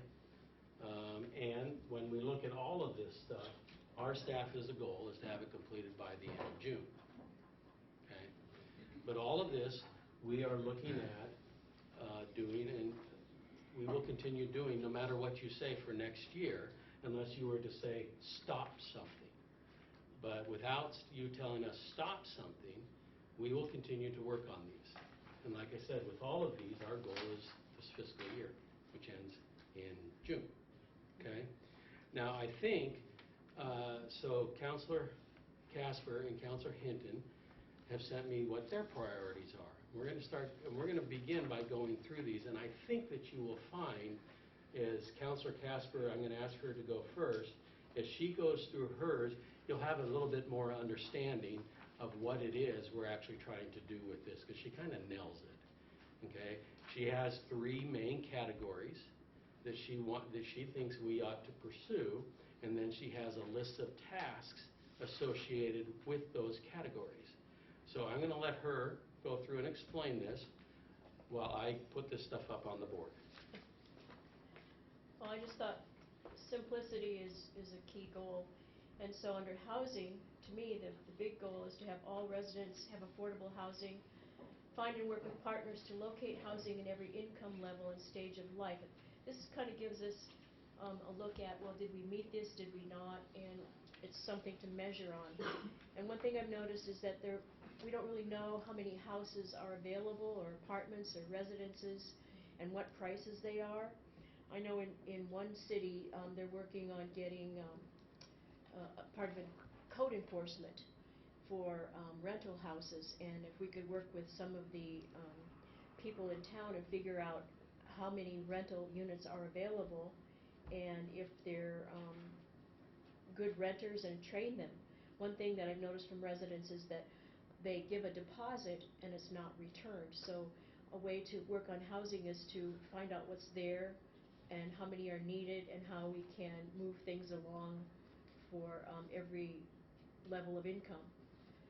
The second one I have is community engagement, because a lot of our citizens are now working on becoming parts of advisory committees and participating in workshops that are given, and so it's important to educate them. And so a goal would be to increase participation and develop skills for civil involvement. And to me, if people have more knowledge of how the city works and what's going on, they're more likely to participate. One thing I noticed is we've had a couple of people come to planning commission positions and realize it's quite time-consuming. And so if we support volunteers in appointed positions and educate them on the city charter and how the processes work. I was at that workshop on Thursday, and there were 58 people signed up, and 48 showed up. And they went through roles and responsibilities, and there were people there from every advisory board possible, and including a media, volunteer people, people from library boards, and it was very interesting because it was like a big aha to these people. And by the time we left, one person came up and wanted to be on the planning commission. And something that was stressed was that the charter is the constitution of our city. And I don't know if we give that enough emphasis to all the people who are here. I feel like there's a lot of apathy amongst our citizens. And if we could help them engage more with more information, I think it's to our advantage. I think the website, I'm so thrilled to hear the website's going to be worked on because it could be perhaps more convenient. And master plan, we've had input and feedback, so it would be good to distribute that to all the people who participated. I learned at this workshop too that there's classes being given by the county to organize nonprofit businesses. And I said, how did you learn about this? The fellow sitting next to me, and he said, oh, somebody through the community college told me that there's this series going on. It's being held at Newport. We had no knowledge of this. So there's things going out there that would help some of our people working on nonprofits to get more participation and business knowledge. I know we have a good business school here, but I was just surprised that the county was doing this and we didn't know about it. The visioning document has been kind of not shared completely, I don't think, and I think we need to know definitely how the community feels the city should be going in what direction, and let them know how their efforts have paid off in engagement. And we need to define sources, definitely. I think people like our parks. They like parking in the city, so to find a more stable funding for the park would be to our advantage. We worked really hard on getting an urban renewal district and getting community input through this, along with our sign ordinances. All these things have had people and community involvement, and they want to see and know what's happening. And I think it's to our advantage to utilize our information sharing with them. Sustainability, that's a big area for us. To provide direction for a community that is environmentally friendly and a comfortable place to live. That's what we all want. We've been working on the reduce, reuse, and recycle campaigns. And the thing about reducing the styrofoam clamshells or something, my question is, okay, let's get on with it, let's get it done. The organic curbside, we've been working on that. We've even talked about uniform speed limits. When you come up to Nell Scott, it's like 35, and then at the top of the hill it's 30. And so if there was like one speed through town, perhaps with some of the other measures we're taking, we could have traffic flowing easily. There's been a question about speed bumps. People don't know how to get heard. I hear this from the community, and what's being done. Someone went so far as to research it in my community that they figured out temporary speed bumps are only $200. So people need to know when they have complaints what's being done to help them. Another thing I think we'll see coming is the community action plan. It hasn't really expanded so much on the coast as the metro areas, but I know in some cities they're starting to initiate a committee to form a resolution, and I think a lot of our direction will come from the legislature session with their cap and trade policies and any other legislative decisions they make. So I think that's something also that will come along with our sustainability concerns. I think you meant climate, you said community or something. Oh, yeah, sorry, climate action Sorry. plan. Does that say climate? Yeah, but that isn't what you said. Oh, okay, I meant climate action plan. Thank you. That's it. Before we jump on that, I got to come back to this for just a minute. I may have misspoken on something. The only thing that is coming to you right now that is that is not in conjunction with the Sustainability Committee's recommendation is the curbside recycling. It does not mean that other things are not in the works. We're just not bringing them before the Sustainability Committee has a chance to present something to you. Okay? I don't want to leave the impression that your staff is not working on things that you have asked us to do, because they are diligently working on everything that's associated with these. Okay. All right, coming back to this. So, as you look at it, like I said, Councilor Casper nailed it. She has, and she's got more on her sheet, but I just put it abbreviated so that it helps us to move forward with it. You have your main categories, just like we had over here, and then you have the tasks that she would like to do associated with each of those categories. So as you look through these and as you discuss these, the first thing that you want to do is say, as a council, is say, yes, community engagement is one of the main categories we want to work on. And yes, we want to do all of these, or we only want to do three of the five, or one of the five, or four of the five. Okay? That gives us the categories you want to work on, and then gives us the tasks associated with those. Now, you don't have to have all the detail on the tasks. That becomes part of the work that we'll work with you on doing that. But this is really the format that helps to put together what your goals and priorities. And so if you look at funding for community education, and you say, yes, we want to do funding for community education, that will be reflected in your budget. Okay? That's the tie-in to the budget. Now, Councilor Hinton has also given us the categories and said she will talk about the subcategories later. So while we're now to later, so while she's discussing this, I will put up the main categories. Okay, I just want to say that I thought this is what we agreed to, just the categories only, and that we would flush them out later. Sorry, I could have seen my whole list. Okay, I have on my list is economic development, and under that I have the villages. And under the villages, renamed a master plan or some comprehensive vision and plan document. What actually do we want for the villages? Ecotourism, trails, trailheads, educational opportunities like guided trails, etc. Coastal lodge style housing and commercial area, wildlife corridor, nature parks for kids, graveled or other pervious surface parking lot or lots, native tree and vegetation protection, view shed protection, etc. That's under the master plan. And then track 62, where's that going? Trade or somehow convert to open space or park, and development and or single lot sales. This is still in the villages. And coastal lodge design standards for housing and commercial. These don't have to be big houses, they can be duplexes. How about a fourplex flat with an elevator for seniors, for example, and then get going. So that's under the villages. And also under economic development is urban renewal.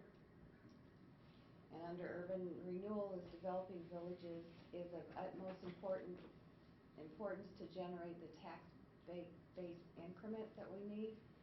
Consider providing a percentage of the tax increment to be released at specified and agreed to times. Could be at a certain number of lots sold or a time frame. Staff can begin to design or continue design for Logan Creek and wetland restoration, working with neighbors during this year, getting ready for implementation. Lots of permits have to be attained, for example. Don't wait until February 12th to get the documents going. And also under economic development is adequate staffing. It's apparent that more staff makes a difference in moving forward. Jody's done a great job in her task. More staff would be helpful as the city is looking at urban renewal, economic development to provide housing, job opportunities, refurbish blighted buildings, etc. And staffing could be filled by employee, part-time, full-time, job share, consultants, Short-term hire, temporary hires, partnering with other agencies has a cost share or use of nonprofit organizations. Sorry, when I got to thinking, I just kept going deep. Okay, my other category is housing. And under that, transitional, continue at high level of support until established, consider opioid dollars to help pay for the building and redevelopment for the Helping Hands building. And also under housing is affordable, continue to find partners and restore the budget for incentives. Also under housing is senior housing, one level housing is desperately needed, consider fourplex flats with elevator. The elevator could be incentive for getting it done. And workforce housing, consider the Track 62 trade for Fernwood. If Fernwood doesn't pan out, Allison, sorry, but anyway. Track 62 could then be put into open space and housing similar to the Palisades could begin being built, on and on and on. Okay, another category is parks and recreation. We need stable funding. The marijuana tax should continue going there, TRTs, as well as grants. And also, again, adequate staffing. We keep, adding to our parks, and they're big draws for people. They get well used. We need adequate staff for maintaining them, especially as we add a park to the villages at some point. And the next one is PERS. And I know that's a funding thing, but I was just thinking maybe $500,000 to that, and the remaining $1 million of that potential budget that we were talking about. And that $1 million goes to the villages towards getting those projects and, a comprehensive plan, a vision, and development of protections for the villages. My next big one is climate change. Need a city resolution that's needed, and looking at the city of Milwaukee, they are way far out in advance of a lot of cities. They're a great example to look at. And zero waste under climate change and sustainability plan for the city, which would be like the city, starting with the city government part. And protect our tourist industry, protect property, protect from wildfires, develop program to restore and build canopy and native vegetation cover for the rivers and streams, and I was especially thinking of Schooner Creek, as we have a temperature issue there. If we restore the canopy, tree canopy, that'll help. And then I have two others that aren't as high a categories, which is continue emergency preparedness, increase and intensify outreach, especially to accommodations like hotels, motels, VRDs, and that might need adequate staffing, or additional, or temporary, or on occasion. Anyway, and my other is enforcement. Continue and increase efforts, including coordinating as a team, provide adequate staffing for that if it's needed, and that includes building codes, other codes, VRDs, nuisances, fireworks.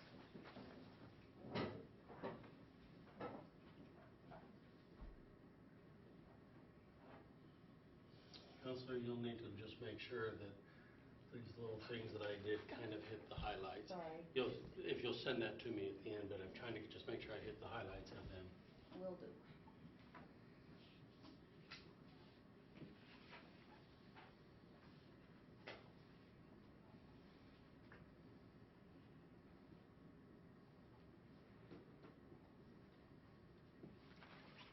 Okay.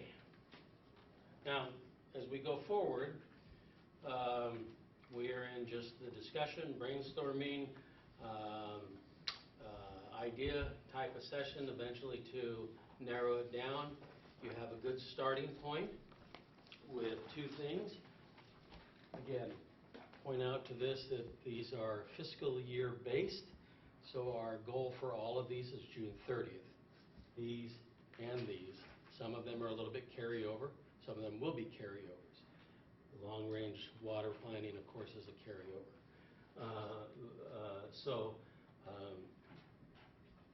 These can move forward. And then you have from our two counselors their ideas that they're working on that can become the basis of your discussions. Or for our other counselors, if you have categories, tasks that you want to add to it, then that we'll add those to that list. And it looks like I'm ready to move to the backboard. You only dropped one, and under housing, just workforce, because I split out affordable and workforce, because in my mind, I see them differently. Thank you. Okay.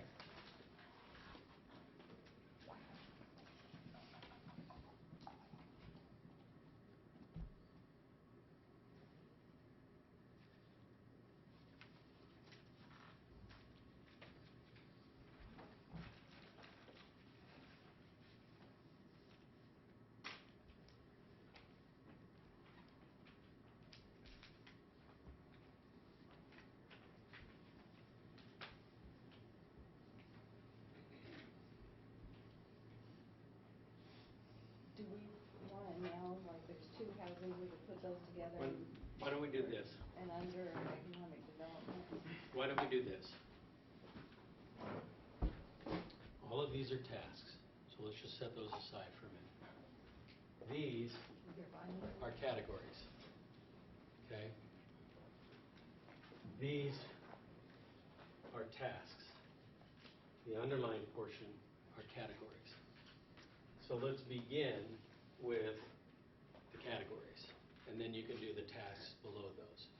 So as you look at these, and some of these like emergency preparedness, code enforcement, crossover, look at these and look at these and say, these are the categories we want the staff to focus their time on, or these are the categories we don't want the staff to focus their time on.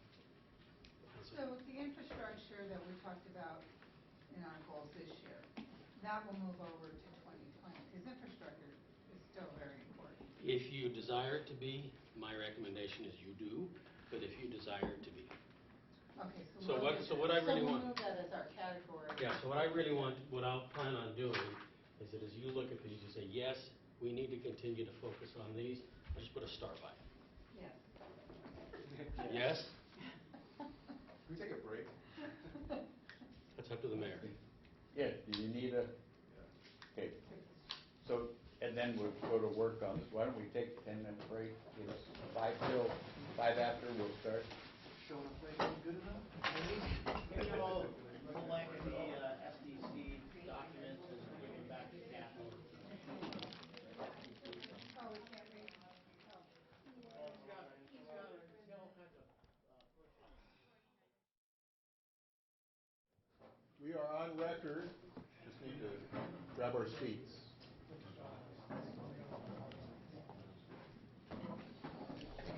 Okay, glad we had a break because it helped me to try to work a little bit through this, talked a little bit with the mayor on how we kind of work it from here. So what I've done is that I've put these in an order with a number. So social services 1, code enforcement 2, parks rec 3, economic opportunities 4. That has 2 subcategories, infrastructure 5, and emergency preparedness. Then based on the information that Councilors Casper and Hinton gave me, I tried to look and say, where do these fit within each of those categories that may already exist? So for example, we have a housing category under economic opportunities. So I put a 4 here and a 4 here. We also have economic development, so I put a 4 here.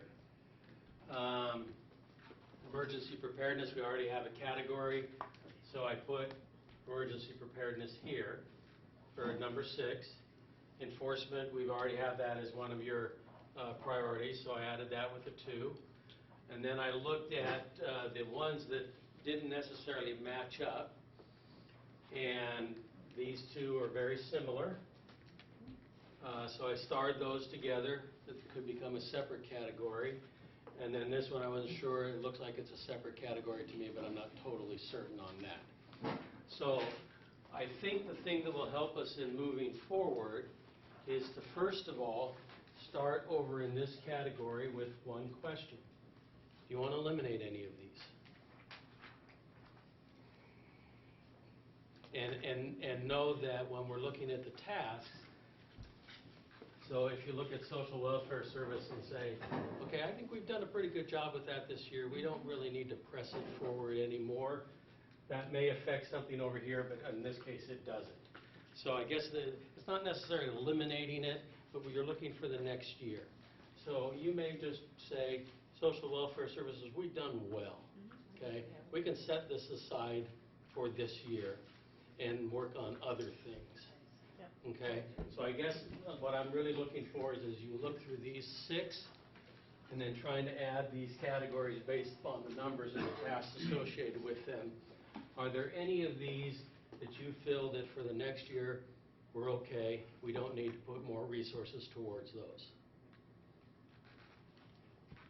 Like I said, there's one for me that kind of jumps out in all of our discussions, and that is we haven't talked a lot about social welfare services. We just may be at a point where we're okay now for the next year.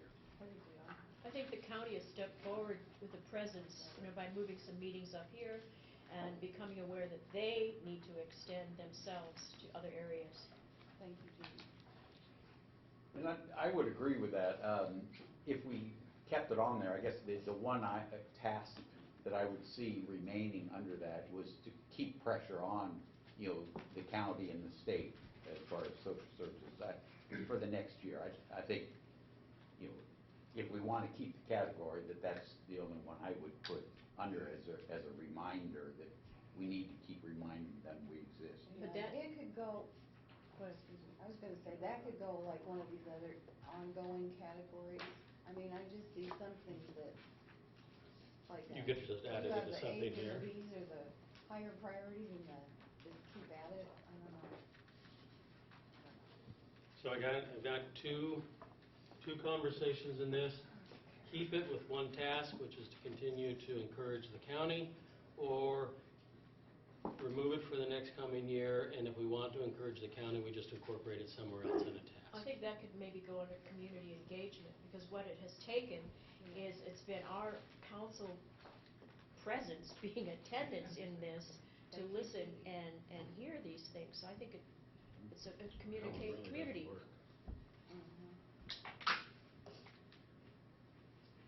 I agree. So engage county for services.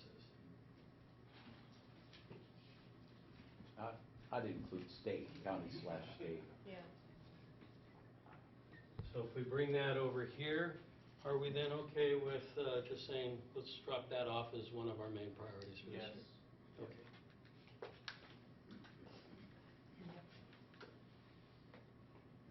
Okay. Code enforcement. You went through the tasks that we had already talked about. We have some other ideas of code enforcement.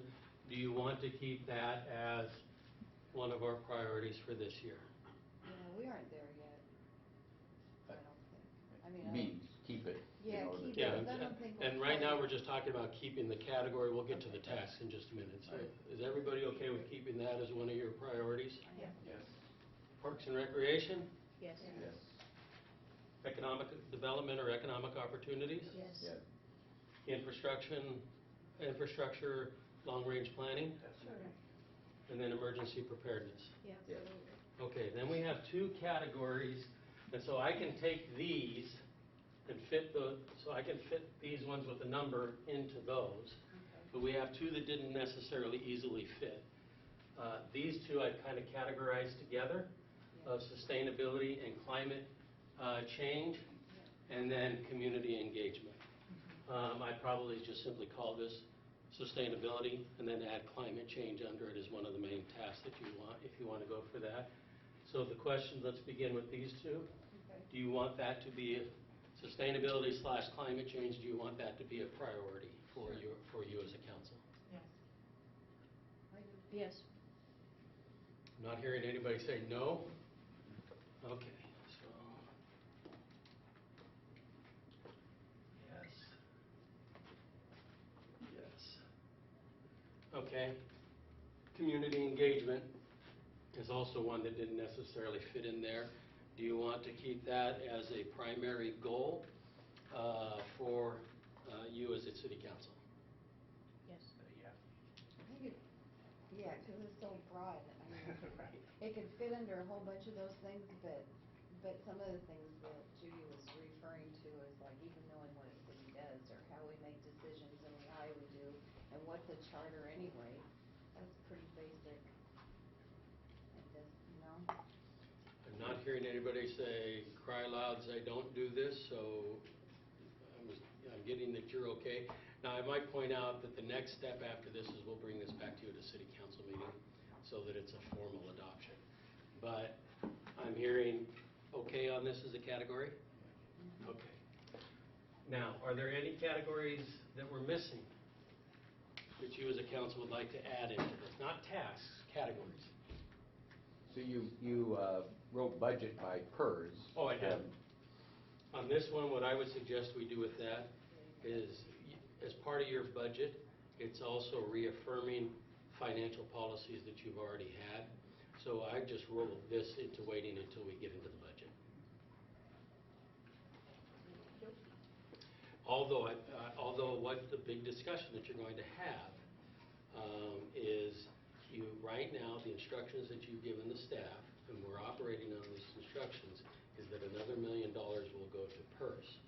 So that will become, we've already done 500,000, that's done. Million five. We already did one, we already did. We haven't Oh, no, I'm done- sorry, it was 2 million, was it? Yeah, Debbie? right. total. You're right, so it was, so another $1.5 million right now, we're working under that the budget will reflect that. And we were gonna discuss it, so I don't know if it's during the budget process or if it's a council discussion before it gets to the budget process, but we were gonna discuss that 1.5 million. We didn't say for 100%. I would suggest that if you want to have a discussion on this and how it affects the budget, that you have it before I submit the budget. That's what I said.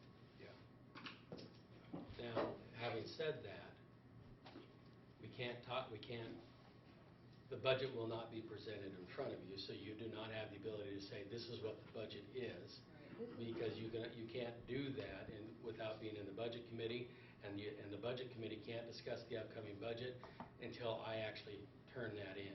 So while there's a discussion with it, it will really be more based on the ideas, do you still want to contribute $1.5 million to PERS? It won't be, do we put this in the budget next year, or don't we put it in the budget next year? Or do we use $1 million of it for the villages or something else? It will really be, do you still want to maintain that policy that you had already approved? That way you're not adopting a budget before a budget's actually been I presented. think actually what we did is we had the $2 million set aside. We decided 100% to put the first 500, which Debbie did. And then we said, just as a placeholder, put the 1.5, but we didn't decide that 1.5 was going to be the actual number. And that's a budget decision. Council needs to talk about this before it gets into the budget season. I mean, we need to decide how we.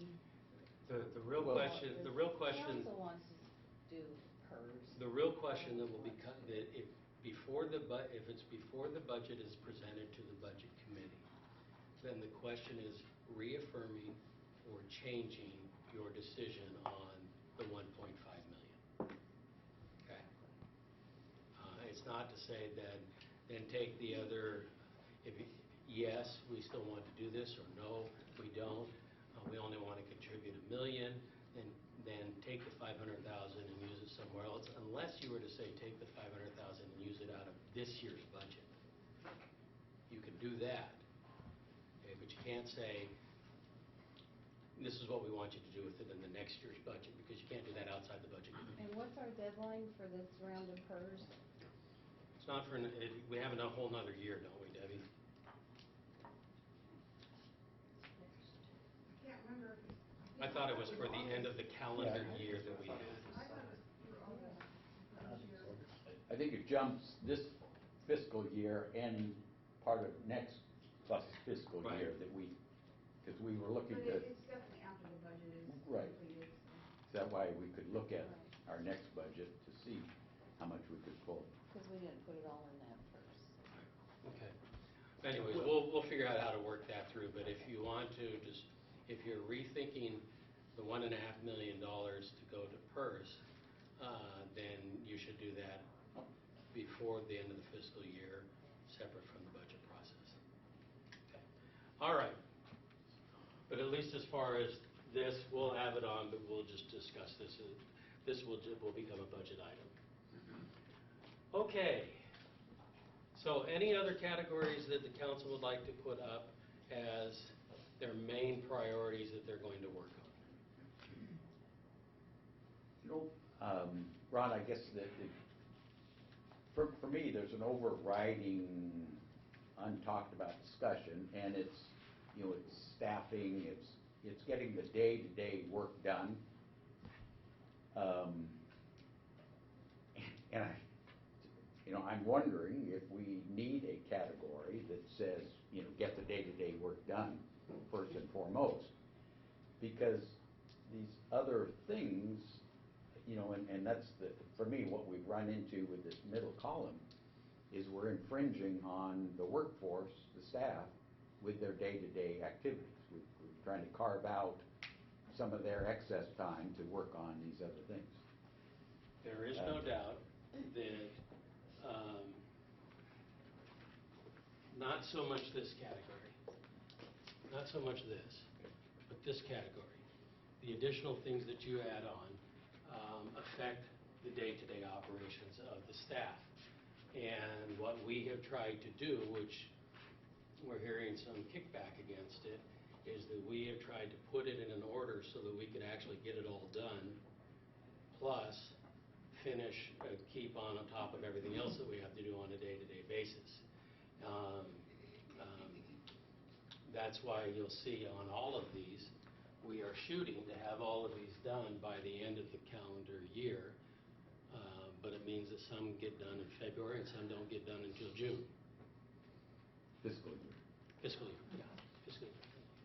So, so when you're looking at it, and I noticed the council hit it several times, put staffing in as a task of hiring staff to accomplish all this stuff. That may be needed. So I guess where I'm going is start listing some of the tasks under the big goal, the big categories. It's easy to get carried away, recognizing our guidelines. I think I heard you say is one, it's this next fiscal year guideline or task to be accomplished. But at what point is it saying, okay, staff at this level can accomplish this? If you want all these kind of things, we start adding staff or other resources.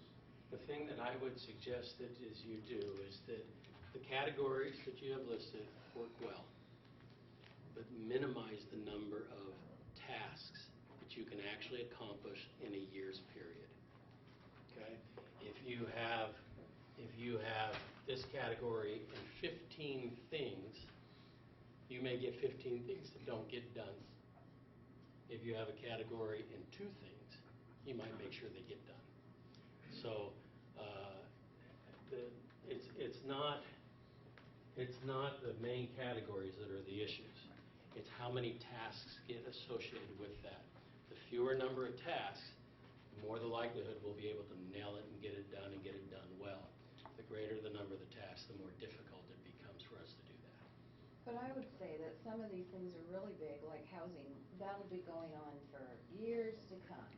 And so not to lose some ideas, but we can look at more than 1 year at a Sure. time to do Sure. things, and so not to lose track of.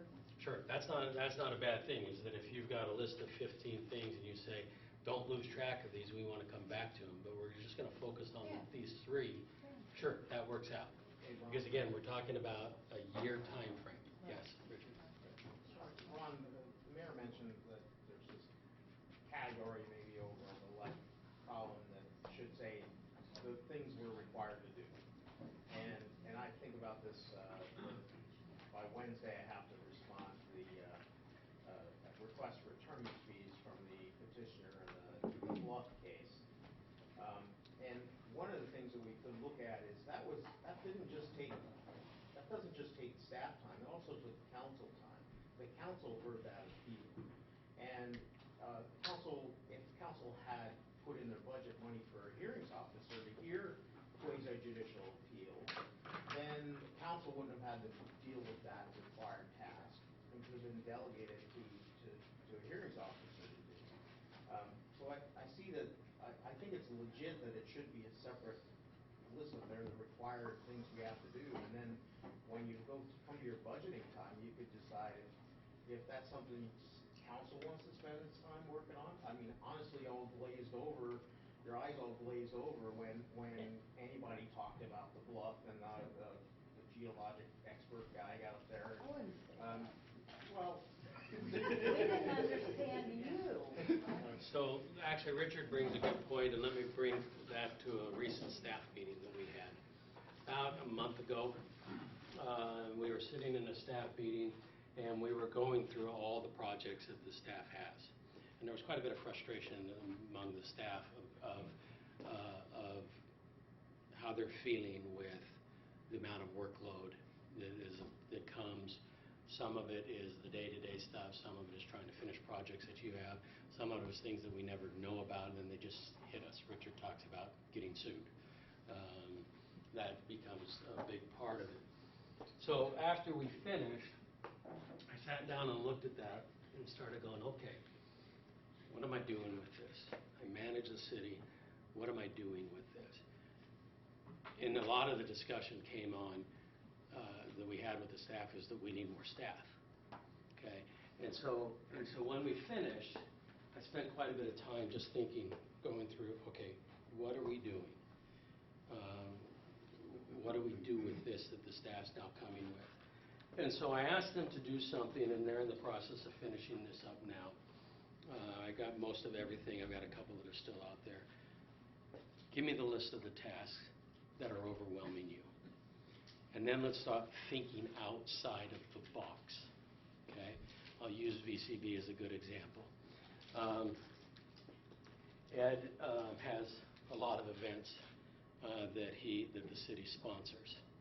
So the question becomes, do you have to have an employee that is doing every bit of the work that is associated with this? Or can you find somebody that will do it for us and find a way to compensate them without it being a financial burden? 4th of July is a great example. We are working with a business in town that will handle all of the things that are associated with the band, the booths, the things like that. And the way we will compensate them is to give them a cut of what is paid to the city to be a part of that. Okay? Accomplishing it, don't have to hire somebody to do that, but find a way to still get it done. So I'm right now in the process of going through with the staff all of those different items to start saying, how can we accomplish these when we may be overwhelmed because we can't get our other things done? Okay? So we're working through those stuff. So, and like Richard says, or Richard just mentioned, a hearings officer may be a good way for us to work through those. Those things will come back to you as we go through them. Some of them may not come back to you because they may not need city council approval. Others that have a budgetary impact would come back to you through the budget process. Okay? But I don't want to get into that too much. I don't want to get into too much of how we do it. I want to stay a little bit focused on what you want to do. So we've got our categories. Okay? Code enforcement, parks and recreation, economic development, infrastructure, emergency preparedness, sustainability/climate change, and community engagement. I'm not hearing anything else except the mayor has the suggestion that we have an overriding thing of how it affects our ability to do our day-to-day work as a city. Okay? And then we would eliminate this and just incorporate that into the budget discussion. Okay?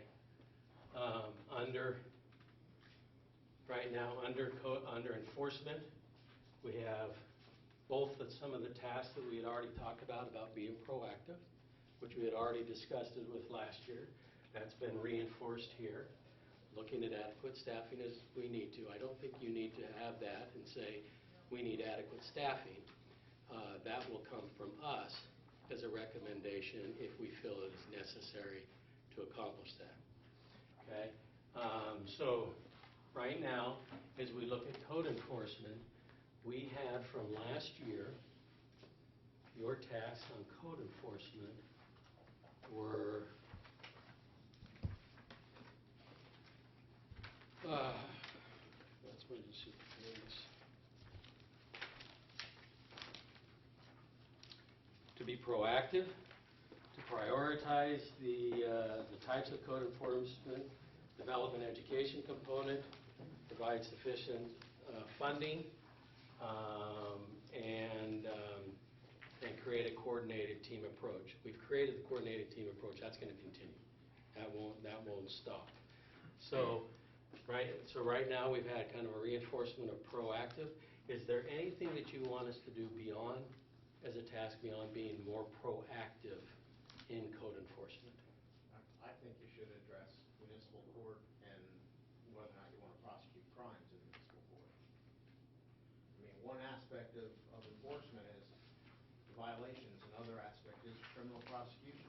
And we just recently had a case where we asked the police to recite somebody to circuit court because we don't have a court clerk that's ever put together a jury pool and had it. We've never had a jury trial, at least since I've been here, in the municipal court for a crime. I thought we were concerned about does this include a jury then? Well, yeah, you gotta pay for a jury, you gotta pay for witnesses, you gotta probably have more time spent with the judge. And I mean, more staffing as well. more staffing for the court Because you clerk. have more cases, a lot more work. You know, we don't do it. So if we're talking about it, we have a problem in court in that lots of people just don't bother to show up.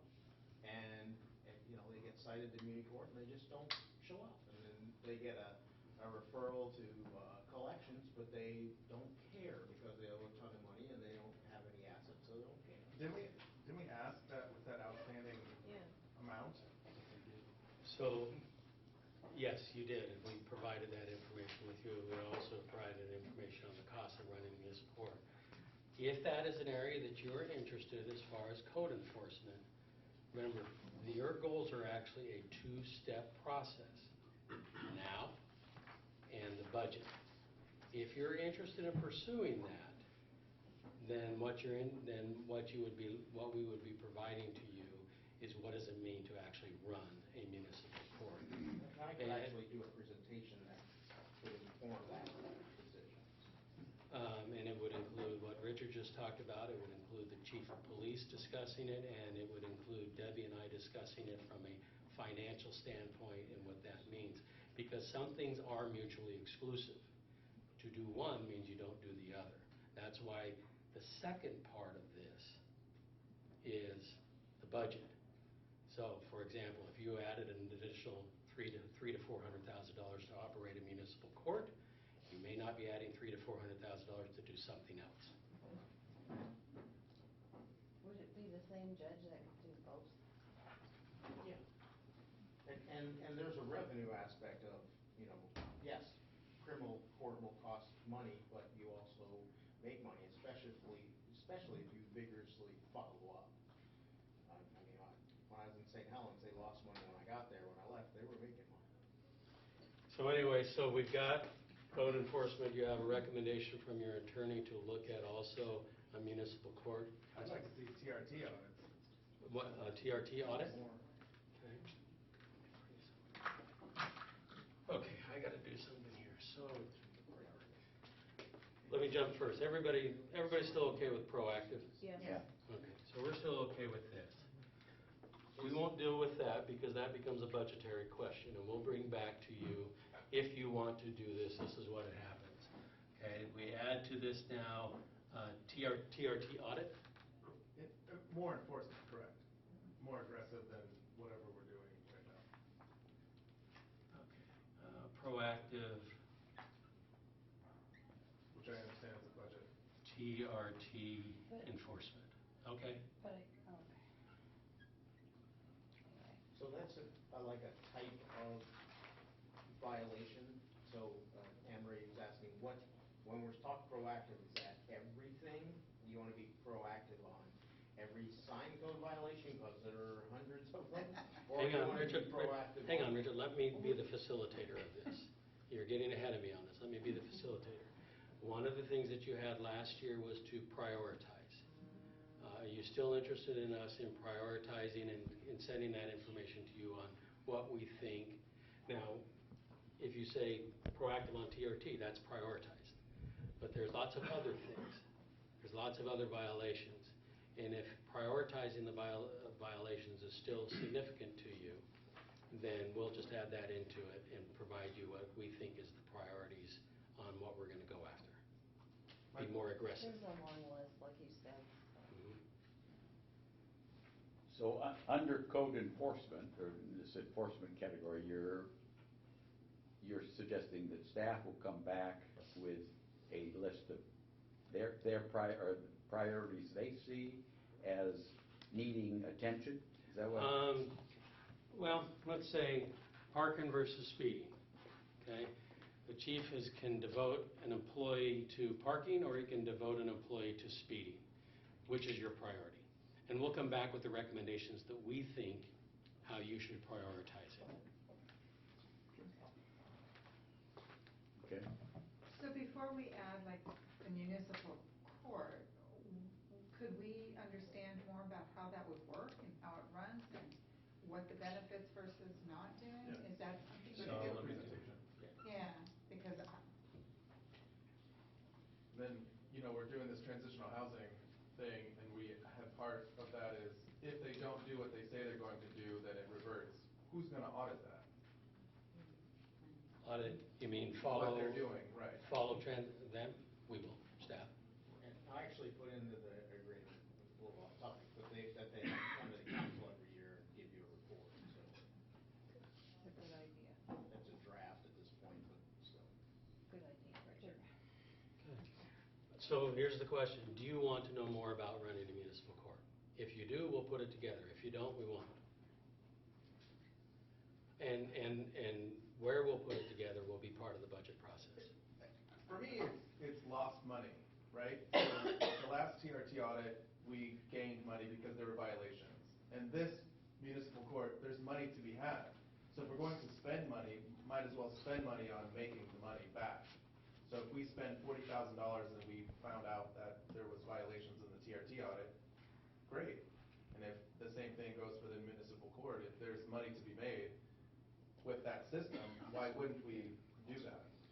So the question before you, and Council, you may want to rephrase that from a question to us to a statement. I want to spend money. Do on you making want money. to learn more about a this is the question. Yes. Do you want to learn more about a municipal court?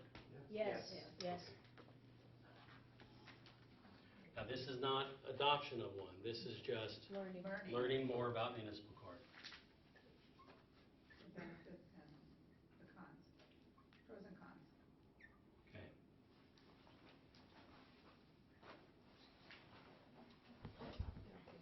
Okay. So we have 4 tasks then under enforcement. To be more proactive, to be more specifically more proactive in the area of TRT enforcement, to come to prioritize again what that proactivity means, and then learn more about a municipal court. There. I guess I would carve, I like the prioritization. I'm not ready to say I want to target in on TRT until I see the prioritization. I agree. Okay, so add that into here as part of the One prioritization to be discussion. prioritized, yeah. Okay, so in other words, make sure that is part of the discussion on the priorities. Yeah, Okay. because I would put fireworks at the top, but that's me.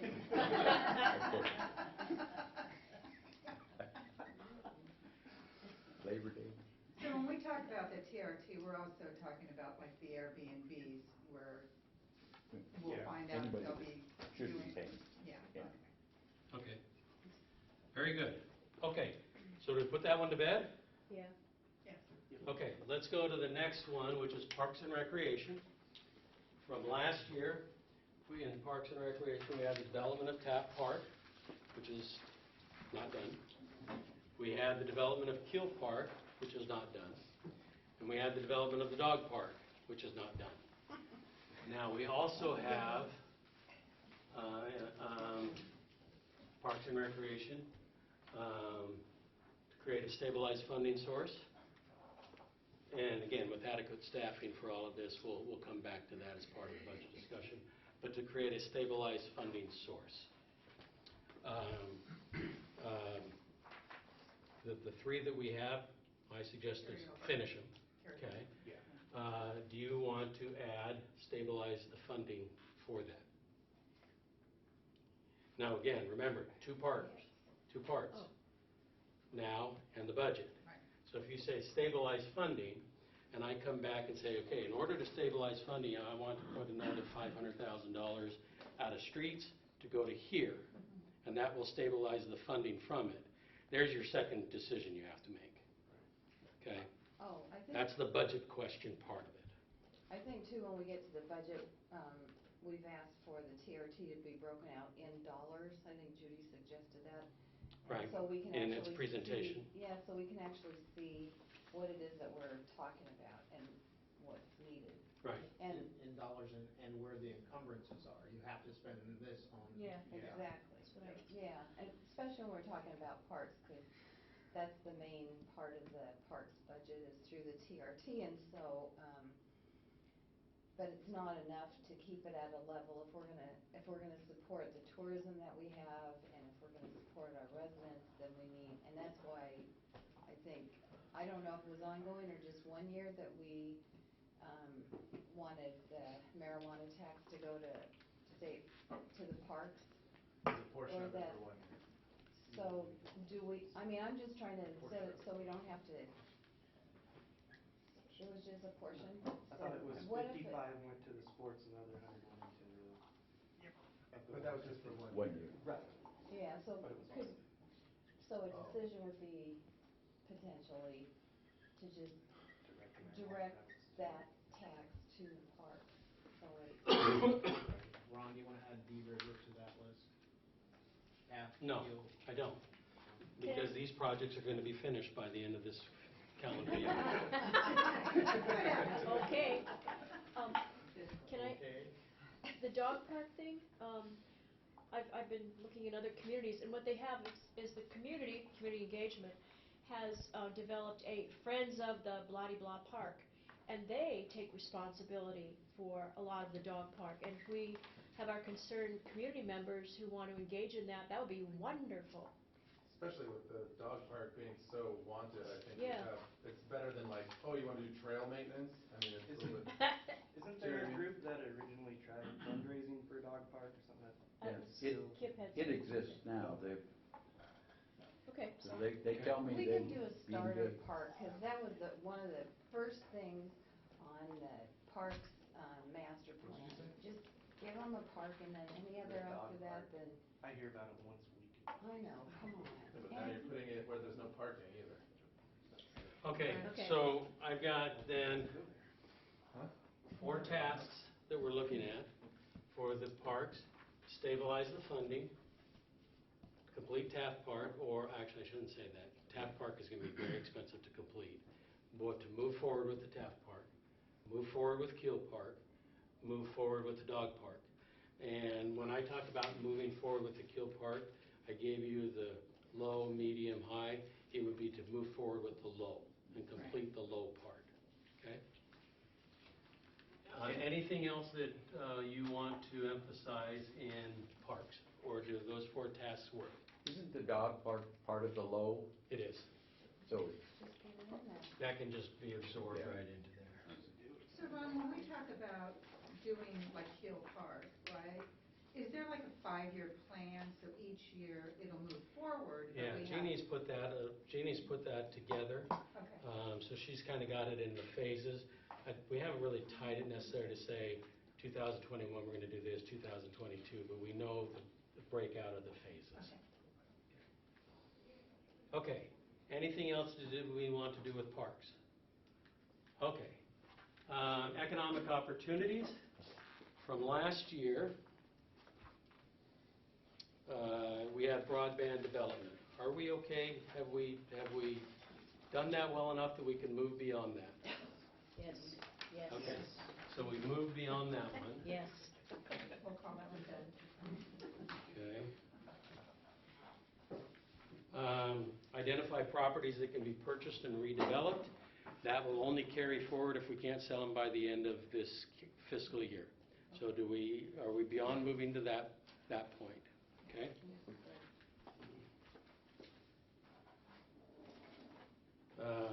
Expand the toolbox.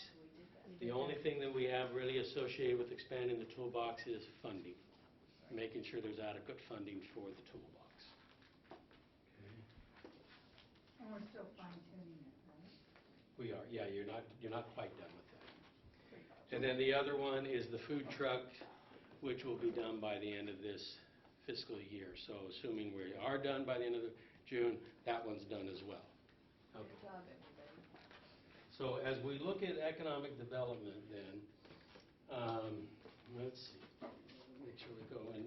There's a couple things I want to just, before we jump into what we have here, there's a couple things that I want to just bring up that are significant. Alice and I have really kind of been working on a phase type of approach as it pertains to economic development. The first phase of that has been to develop our own property, okay? And we've been moving forward with that under the development of some that has been commercial property, and then the villages is a huge, it's just a big separate gorilla in the whole thing. We are now moving into the phase of attracting businesses, keeping businesses, and helping businesses expand. That brings up some huge, huge questions, policy questions for the City Council. For example, if a business comes in and they're asking for incentives of $150,000, when do you give it to them and when don't you give it to them? For example, if you were to say, we want to emphasize the creation of jobs, and the question becomes, is a job a job a job? Or are different jobs worth more to you than other jobs? Okay? And under what circumstances do you give those jobs? So, for example, you could say, we're not going to give to anybody who only pays minimum wage. Okay?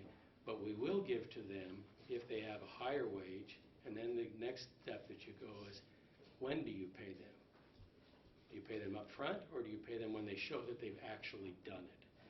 So one of the suggestions that I would have for you that will help Allison and I a lot as we move forward is one of your main goals should be to develop your policies for economic development incentives. Okay, so can I put that up there? Is everybody okay with that? Yes. Okay. Policy for incentives.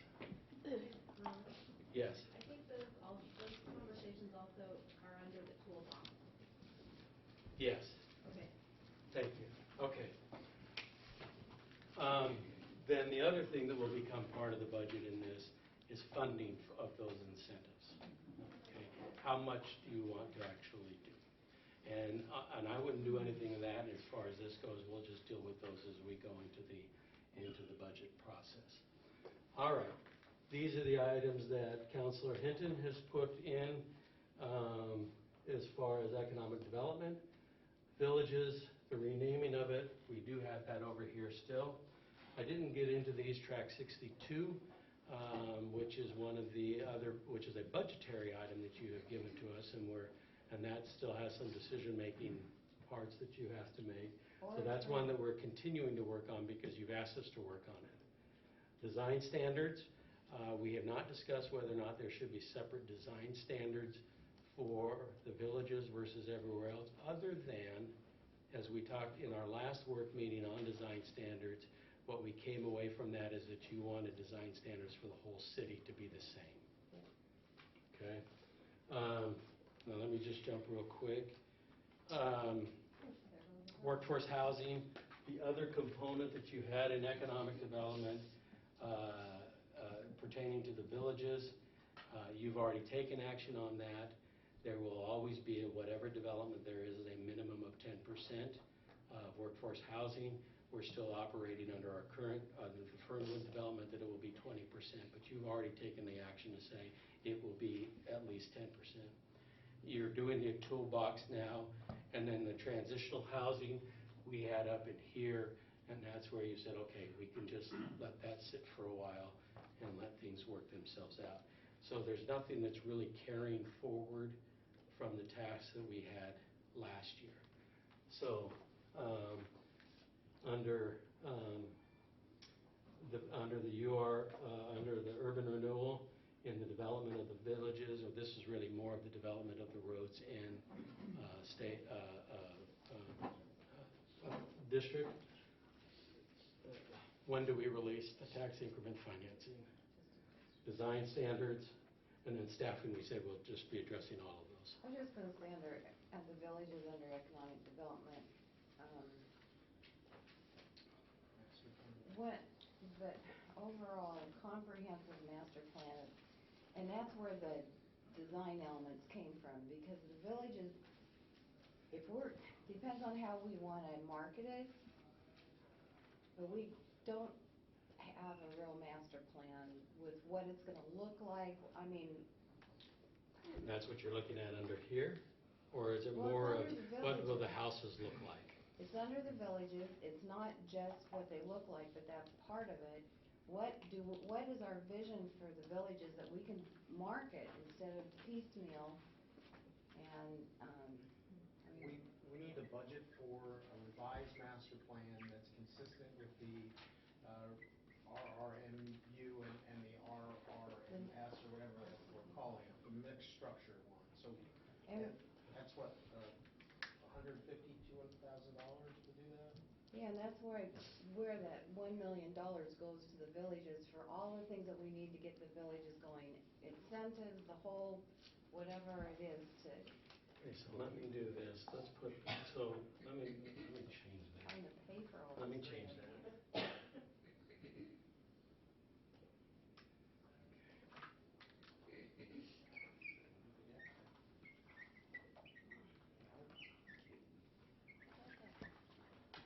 Okay, so marketing strategy. Does that work? What did you say, masters? No, marketing strategy.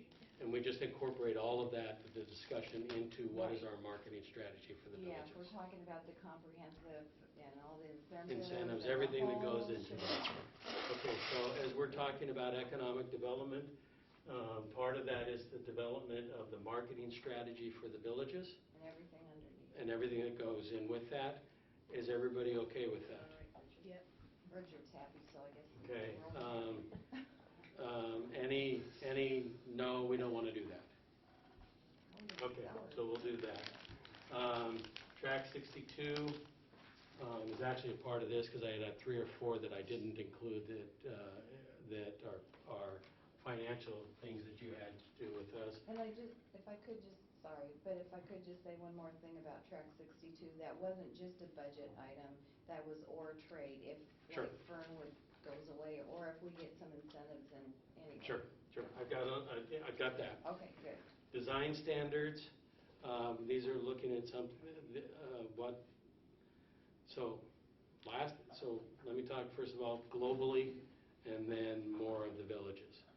The last instructions we have from the city council is that you want the design standards in the city to be uniform throughout the city. When I'm thinking of what I'm hearing about on design standards, that's what I'm really thinking about is the market strategy, not necessarily the design standard ordinance. Well, it might be. It could. An amendment to what we have going specifically for the villages, depending on what we want it to be. So councilors, do That we might want be to add that kind of into that discussion? You I'm don't not have to decide right now, other than do you want to have that as part of the discussion?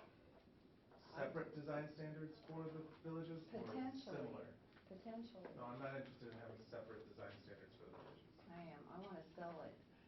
We need the taxes from there, and if we don't have an overall look and feel and description. We're, you know. I'm just not interested in it being different from the rest of the city. We can develop a design standard, sure, Why but have not? it be with the rest of the city. I want to sell it. I think we need the taxes from So- those lots that are sitting there. So Ron, your footnote on marketing strategy would include, what I hear is, and we all want to get that piece of property moving with development. And rather than worrying about items under the strategy, couldn't we just, keep what you've got, the marketing strategy put forth, And then have that Pros discussion and later. cons. pros and cons, because Which is- until you see the whole picture, one has, at least I have trouble deciding which way to go. Let me give you an example of, in one of the communities I worked in, we had what was called Port 15. It was an 800-acre manufacturing park that we aggressively marketed. It was a partnership between us, the state, and a private property developer. And when we looked at minimum standards, we had a few minimum standards, things such as fencing, things like that. The construction of the building, what it would look like, we did not have those as standards because it was a manufacturing park. We were getting copper developers, we were getting plastic developers, we were getting cardboard developers, and they all had different styles of buildings, but we did some things that went around it, or that were associated with some minimum standards, like on fencing, what it had to look like when you were driving in from the frontage and things like that. So we could look, as we're talking about a marketing strategy, some minimum, all the way to your house has to be purple with green trim. Ron, I think you have under Village's marketing strategy, you have master plan, incentives, infrastructure, and what you're talking about is terms of the DDA or terms of the SDA, and it's just what's important to you. So to Deanna, it's the design standards, what they look like. To others, it might be how many units will be set aside for affordable housing. To others, will there be any additional open space preservation. So those are just the terms of the DDA or the SDA.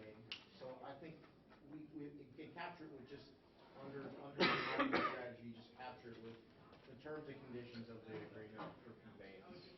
So right now, what I'm hearing from economic development is developing your policies for incentives, developing your marketing strategy for the villages, and developing, and this will go as we go forward, this is going to happen anyways, what are our policies associated with the urban renewal district.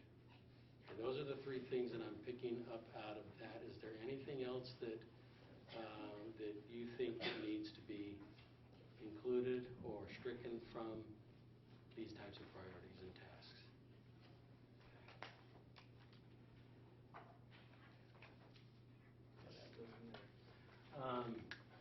We also had as a subcategory of economic development, workforce housing. Okay, we have two areas where we've talked about that. Affordable housing. Councilor Casper, you have her handout. She goes into a lot more detail. I just have the highlights of it. Partnering, training. With Councilor Hinton, we had transitional with helping hands, incentives, senior housing, which includes elements that deal with the elevator, and workforce housing. Where would you like to go with that? Where would you like us to put our emphasis as it pertains to workforce housing as a component of economic development? So we have several projects in the works right now. We do. Just continue with that. Okay, so one we'll want to is finish our current projects. And budget for incentives, whether or not it's You're going too much into the detail. That stuff will come back with it. If you just tell me to finish the project, then we'll come back with that. And Richard's right, there will have a budgetary impact, but those are the things we'll bring back to you later. So finish current projects.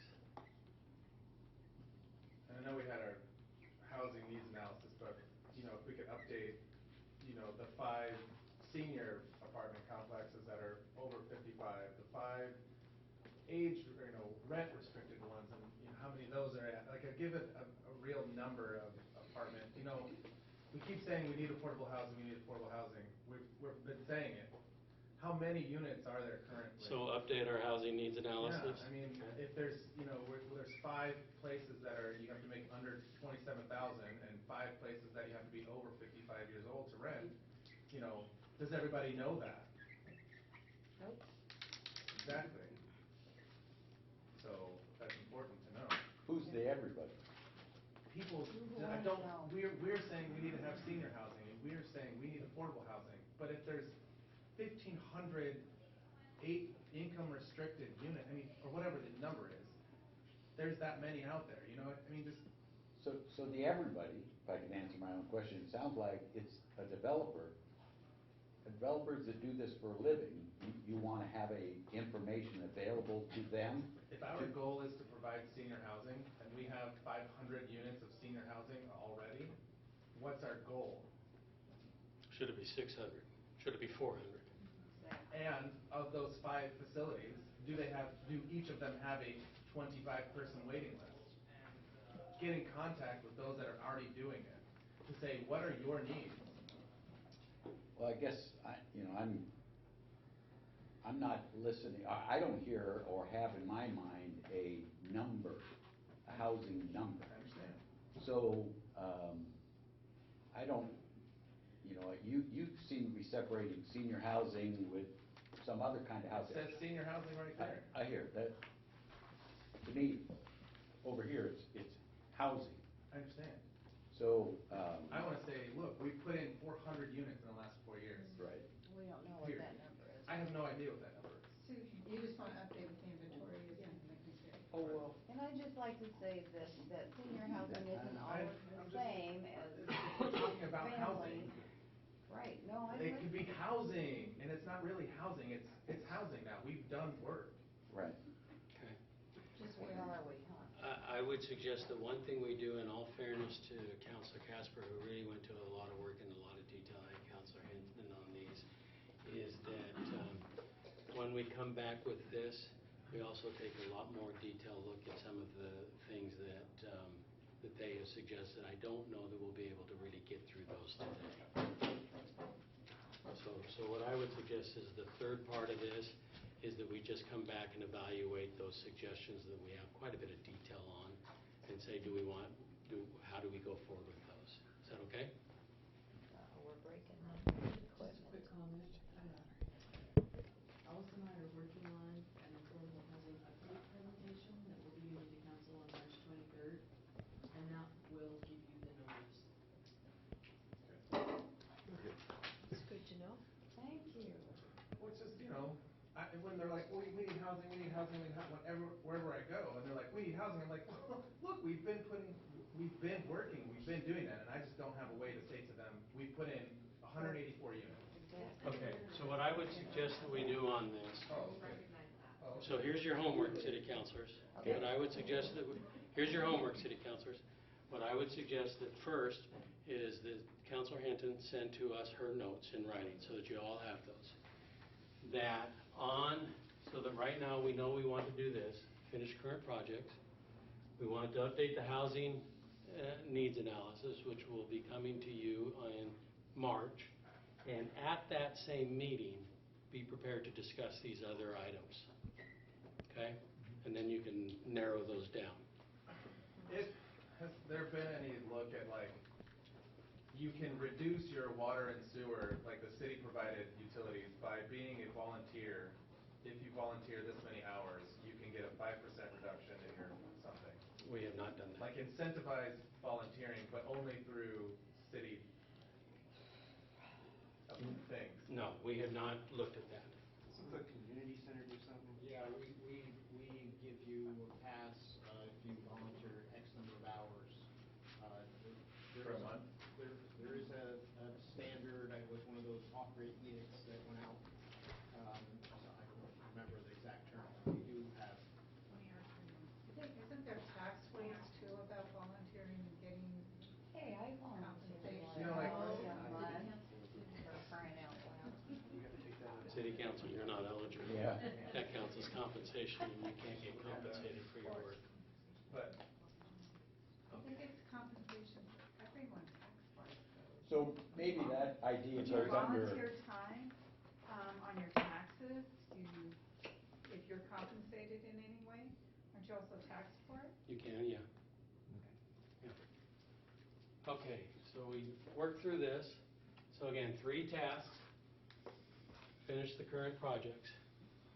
This will actually be done before the fiscal year ends. Your homework is to review Councilor Hinton and Councilor Casper's projects, and when we present the update on the housing needs analysis, you can then look and to say, yes, these are the items we think we should go through. Fair enough? Okay. All right. Infrastructure and long-term planning. Let's see. We dealt with this, so that one's done. Infrastructure and long-term planning. Last year, we had expanding the water's capacity by working on a regional approach, and we had hold the line on capital improvement plans and financing budgeting. We did that in our budget last year. I would suggest that those are 2 ongoing things and they stay as priorities. Would we include your, say, wastewater? Temperature. Very good, Mayor, thank you. So add to it, so current projects, or current tasks, and wastewater. Specifically the NPDES. Is that the temperature thing? Yeah, that's our permit. Okay. And that's gonna force us on us anyways, no matter what, but we better be prepared for it now. Counselor? I hesitate to mention it because it's going to be really expensive and really long-term, but the Nelscott bypass, What do you call it, Ridge? Foothills Boulevard. Won't that come with the development of the next urban renewal district? I think it's something we need to be planning for. The mayor had brought up some ideas that that go along with this. If we are looking at new revenue sources, should those revenue sources be dedicated to something like this? Okay, those are the kind of policies that you end up developing when you know you're focusing on this types of Well, that things. goes to gasoline tax, which I don't see anywhere on the. We didn't vote for it. We didn't vote We for didn't it. vote for it. Yeah, No, we didn't go for the gas. We didn't move forward with the gasoline tax. We were looking at another tax.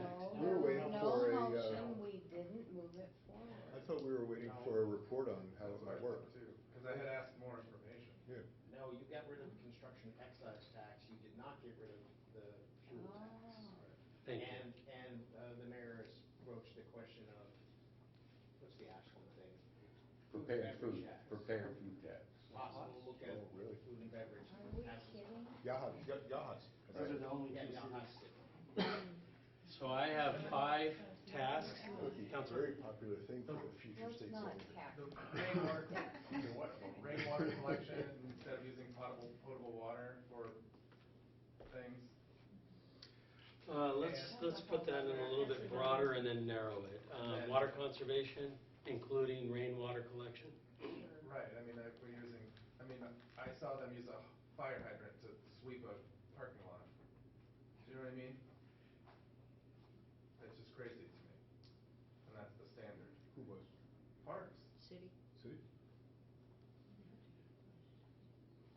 Get Well, the yeah, water I'm sure fund. that, right, to the point of, we have to flush the things too, but. Okay, And then solar and wind energy if possible. Let's put, That goes under sustainability, doesn't it? Sure, but Climate change. that's infrastructure too, but I right. know, That's but true. you have to do a city plan. We don't What did you have. say, I said Counselor? Solar. wind and solar energy. So alternative energy sources.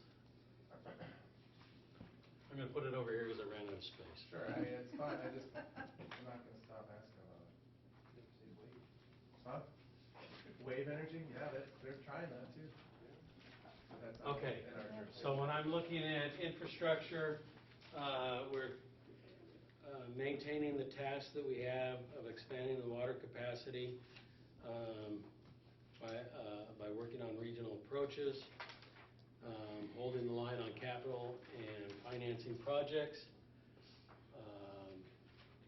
The wastewater, specifically the NPDES permit requirements, Foothills Boulevard, water conservation, and then alternative energy sources. Could we sell the wastewater instead of discharging it? Could you sell- Yes. Could you, instead of like, hey, here's a discounted whatever? That's or- actually what Or we- use it for our own self, or what's that suck back thing that we have? Hydro something? What's that? The hydro loop? The thing that uses water to vacuum it out, what's that? Power washer Oh, vacuum? Vector truck, I mean, couldn't we do that Yes. in the interim? Yes. Well, we actually, until 2 to 3 years ago, we land applied our wastewater. Yeah. Okay? Problem is, we ran out of farms. Right. So one of the alternative sources is that if you don't bring down the temperature, can you land apply it somewhere else? In another community I worked with, we bought 650 acres, rented it out, leased it to a farmer, and then provided the water through the wastewater treatment. And that turned out to be a great way for us, turned out to be a great way for the farmer, but Couldn't we do but that it's to our expensive. watershed as it is right now? We don't want to dump it before it, anyway. Yeah. You can only apply it if the owner says you can apply it. So, I'm sorry, and then for this long-range water systems plan, I mean, Newport straight out said they're not interested. They can't talk about that because they're past the point of that because of it's too late. So what does that look like if Newport is saying, no, we're not going to be involved in the Rocky Creek? Who leads that then? Are we gonna skip their interest because they flat out said no? Well, I mean, what does that look like? they say no because they feel they have an more urgent need. Right. Tomorrow, after they assumably have their dam, they will be interested. So that's why this is a long-range plan of what are we going to do, regionally, with water. So, you know, What that looks like. at some day, you can bet Newport will be in because they'll be done with whatever, hopefully. So Just curious. I think you have to keep it, and I think all the water conservation suggestions go under that long-term future water thing, so. Ron, what I would have under this infrastructure, I'm reminded that past councils and budgets, we have a policy of asphalting our roads on a 20-year cycle. We have a policy of closing the gap on sidewalks, both that are expensive, and both, well, the streets is ongoing, but it's a policy. And sidewalks, we're still in phase 2 or second or third. I'm just wondering, where does those kind of things that we have kind of going ahead fit under this? I mean, and pick on sidewalks, for example, because we're still not done, and I don't know if they're, so come budget cycle,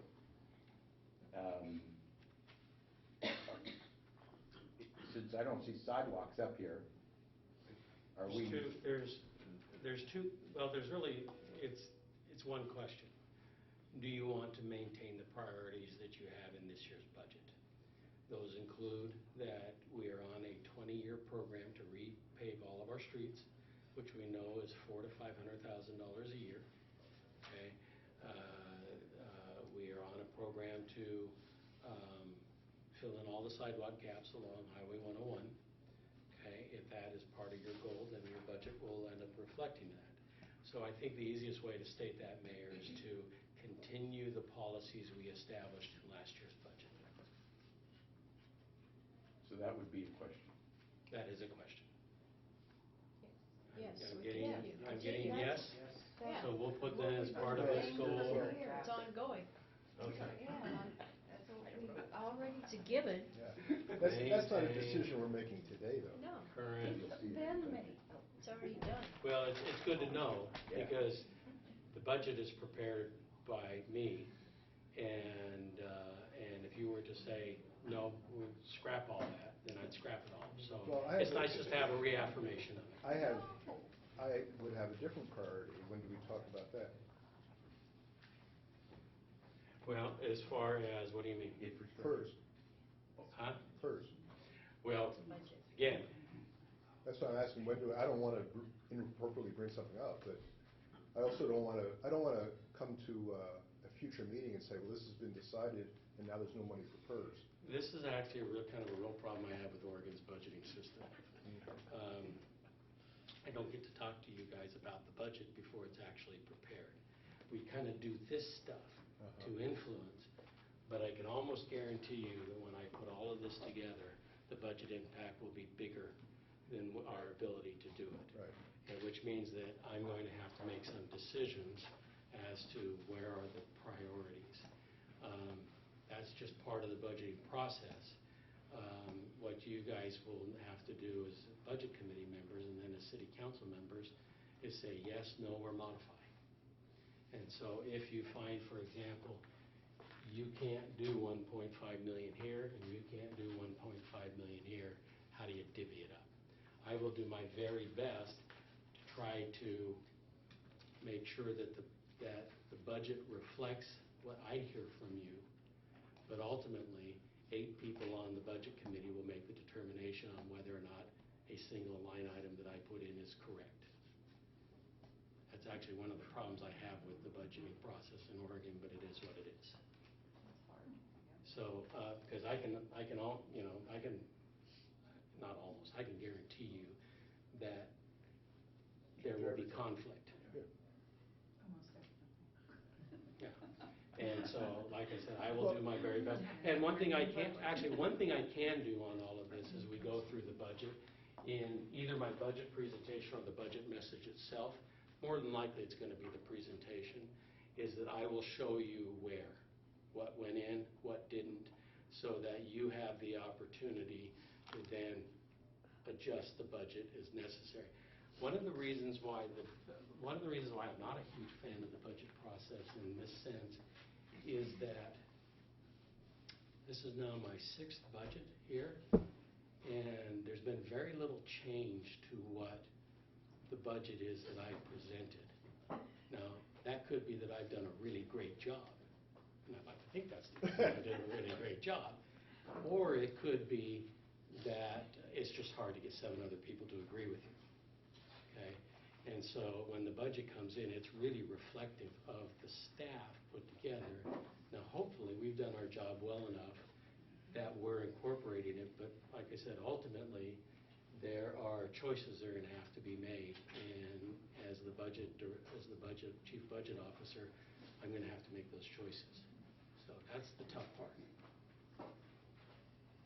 So I don't know how to do anything other than that, other than what I can do is to make sure that if I put some here and not some here, I can explain that to you so you can see it. But then your challenge is you first have to get 7 other people to agree with you, and then you have to get 4 other people to agree with you when it goes to the budget. We can get 1 from column A, 2 from column B. Okay, any more for infrastructure and long-term planning? Okay, let's go to emergency preparedness. Last year, we had, under emergency preparedness, we had the cash program, community education program, and then assistance for household emergency. The only one of those that I would really carry forward is the cash program. The education program is going to happen. The assistance for the household, you do not have a big enough budget to deal with assistance for the household. I think Ken and I figured out it's several $1 million to try to... Good example, the 5-day emergency packs for the city employees of 155 people was a little over 10,000. So for the quick math, you do it for a city of 9,000. I just want to say this was my idea, and what I was talking about was not that we were going to set up each individual house. That was not the intent. But it was to have incentive types of, like when Ken's doing his presentations to different groups, to to have handouts that represent some of the things that people should be thinking of. It wasn't for the whole, Okay, and that was never the intent. okay, thank you. It was for handouts, for encouragement, and, I think that if I understand what you're saying, Counselor, that can easily be incorporated into the education process, which is gonna happen anyways. As long as we're going to be dealing with emergency preparedness, there will be an education component to that. A lot of it will go through groups like CERP, okay? We will and so, what I'm not saying is that we're not gonna do an education program, but it's just gonna come naturally. But for a budgetary standpoint, continuing with the cash program, I think is a good idea. Okay. I wouldn't drop the education program. Just, Rick and Cheyenne and I met with Ken, and there's a lot of outreach that's needed, and I don't know. Ken, you're not two people. I mean, you're not even one whole person, right? On a good day, no.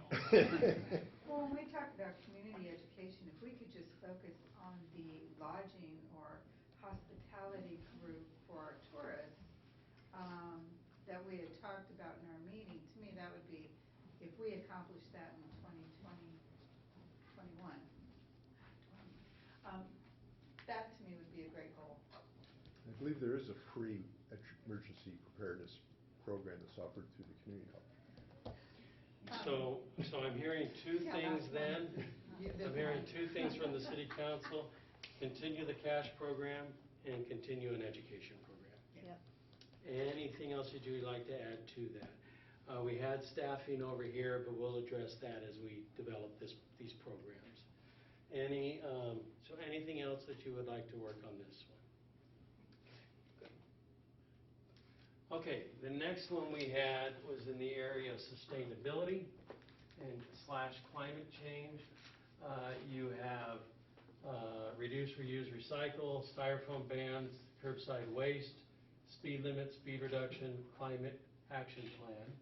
Added with that is a resolution, city leads in our own actions, and restoration of some vegetation of different areas that we may have. These three, we are going forward and will continue to go forward with those until those come to fruition. Okay? What I would probably say on these ones is continue with the tasks that we have associated with sustainability. Okay? And we'll make sure we finish those up. These next two deal with traffic control. Would you like traffic control to be a part of your goals and priority tasks for next year under the sustainability climate? Well, under sustainability. So it raises the question of, we've had other requests and calling out under that guise congestion, traffic congestion and negative impact on neighborhoods, streets that we're kind of looking at, or that, speed bumps. Where would that fit? Because I would see speed limits and speed reduction. I think it's a laundry list that Public Works is kind of keeping on the streets. I don't know. I don't know where that fits other than under sustainability, under the categories you have, unless you just want to say other topics. What about enforcement if it's speed?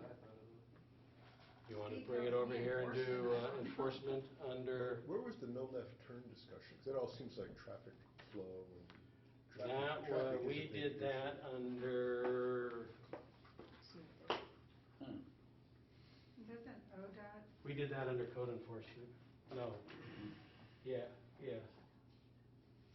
No. I don't remember where we put that. It was just a discussion. It was, yeah. I think we already had it going last year. Do you want me to move that over? Well, first of all, let me ask this question. We'll categorize it in a minute. Are these things important to you enough for us to devote time and energy to? I have a quick question. Isn't ODOT determine what 101 would be? Oh, actually, ODOT determined there's the formula for every speed limit in the city. Every street has a formula it has to go But I through. thought the city can have its own uniform speed limit throughout the city by 5 miles, and we have 2 different speeds here. It can, but you still have to go through the same process Okay. with ODOT. 101 was, there was a legislation, I think the mayor circulated, that allows us to set limits locally except for state highways. Well, I just like to say that Garibaldi just changed their speed limit on 101 through their downtown section down to 25 miles an hour. And they did that with ODOT and with their state Garibaldi's senator. tiny, it's about 7.5 miles. So No, I'm going to no, come, I'm just saying that that's the difference. I think that probably needs another discussion, the speed reduction, speed limit thing, and okay, so let me come don't worry about the category. Do you want us to devote any time at all to this, even if it is we need to do some more research? If it includes street calming and stuff, that's what you put up there. That's what I right? put, calming measures. Yeah. Yes. Okay. Yes. That- but off highway as well. Right, because- right, Yeah, right, everywhere, right. everywhere. Yeah. So that is something you do want to work on, Yeah, okay? And I'm going to put it under enforcement. okay. That makes sense. Yes, enforcement. Okay. Then we come to these next 3 I can combine together. Climate action plan, city leads by activities would be adopted by a resolution. Do you want to develop a climate action plan? That's a big deal. That would be more than a year, but, It takes a committee do and a whole bunch of research. money and, well, Okay. the research is out there. yeah. Takes committee, take more than a year, takes staff time. Do you want the city to, do you want this to become a place where you're going to have staff resources go towards? Sure, we can help, Or a committee can help. No. or a committee can. Is that a community engagement? It could be. Or, well, I guess it's under. It's under- no, It's under Sustainability. sustainability now. All the which work is we do practically, we should be engaging them. If the community wants it, then I would think they should give us feedback. I mean, it could be, It's I under- want it, I'll give it. I mean, we might want it, but if the community doesn't want it, So let me ask you this. You could say Do you no want to to take this anything. far enough of simply saying, Sustainability Committee, take a look at it and come back Yeah. with a recommendation? yeah. Yeah. Yeah, that'd be And is phase that, one. and that would be all that we do at this point, and based upon what they come back with, then you can make further decisions? Yeah, Yeah. Okay, That'd be that's good. good. so this one, And give 'em a Sustainability raise. Committee, Give Give 'em a us a raise. raise. Yeah, give them a raise. Percentage raise. Yeah. this one goes to Sustainability Committee. This one goes to Sustainability Committee. And Ron, I can give you some links to the city of Milwaukee, they've done a lot of Thank work you. on this. I would probably add that next one on restoration of vegetation to the Sustainability Committee as well. Yeah. Saying That was, in general there, or that was, just specific? that was specific to 2 things. One, for Schooner Creek watershed, so we can help with the temperature, and for the villages. You know what? I That's actually where actually anyway. ought not to do that. Or I would suggest on this one, put it as a possible means that we end up dealing with our MPDES. It may fall into that Wow. anyways. That's what, Cool. plus the villages that we have, anyway, we have quite a bit. So I'm going to put infrastructure / economic development. Everybody okay with that? Yeah. That may end up coming up in the discussion no matter what. Yeah. Okay. All right. Okay, anything, so what we've got on Sustainability Committee, continue with current projects that are these. I'll take some of these that are in there that fit, put them into there. Yes, we want to take a look at traffic calming measures. We'll put it under the enforcement. These that deal with climate change, we'll just simply at this point ask the Sustainability Committee to review them and come back with recommendations. Does that work out okay? Yeah. Okay, anything else that we want to deal with in those? Okay, community engagement. now we've added, engage the county and state for continued services, which we want to continue to do. We have these other things that Councilor Casper had. What I would suggest that we do on this one as well is that at the same time we come back in March to evaluate our housing, the staff work a little bit with Councilor Casper and try to develop these to see what they actually mean. Because I think we need a little more time to put them into a developed plan as to what they actually mean. And then you can go a little bit more into detail on what to do. For example, we know we're already going to develop a website. We don't know what classes may or may not mean at this point. But I think if we work with Councilor Casper, we'll be able to develop those a little bit farther. But the Hey Lincoln City kind of fits in there. It does. What? Hey Lincoln Lincoln City. City. Hey Lincoln City. And that actually, Part of the website? Tech, IT. Well, social media. Yeah.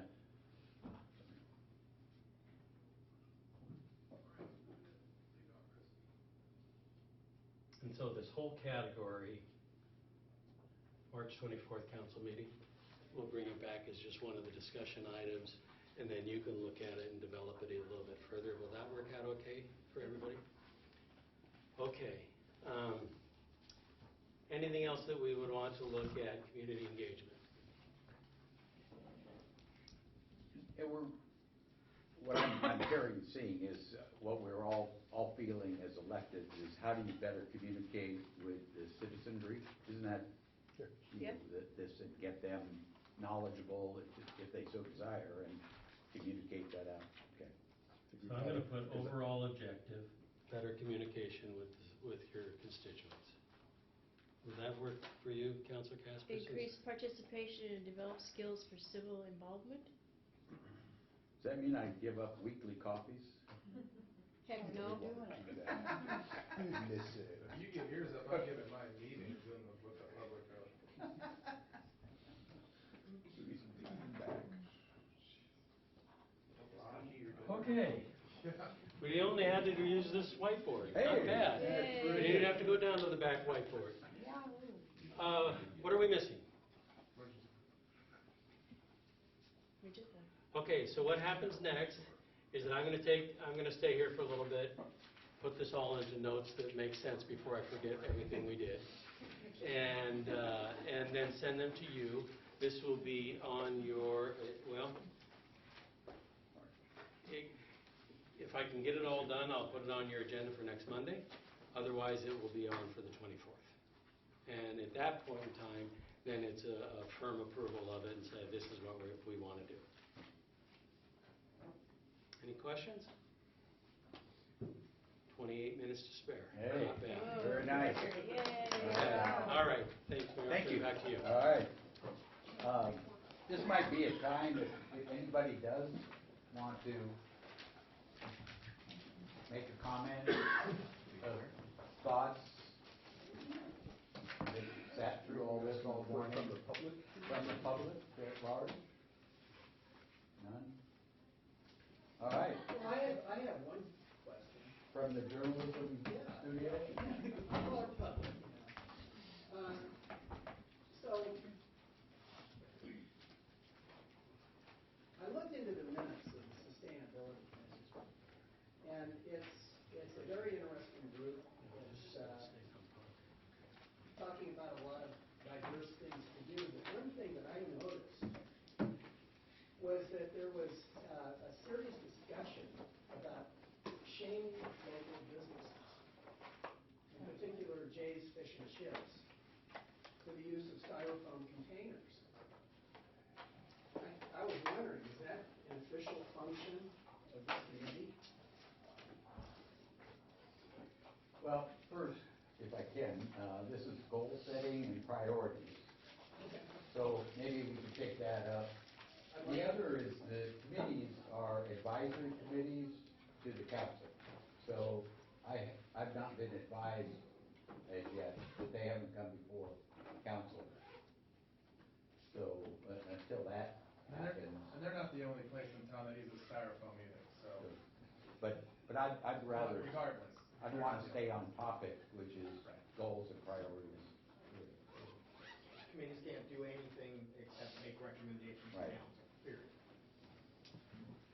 So, So given Mayor, that, One thing. Yep. On these, I'm gonna put them in alphabetical order, which means they're not based on priority. They're based on alphabetical order. And one is not higher than the other, okay? Unless you tell me one is higher than the other. So I'm just gonna list them in alphabetical order. Great. It's up to you to decide if you want to say code enforcement or enforcement of code. moving up. Yeah. All right, well, thanks, everybody, for showing up and taking the time, giving input.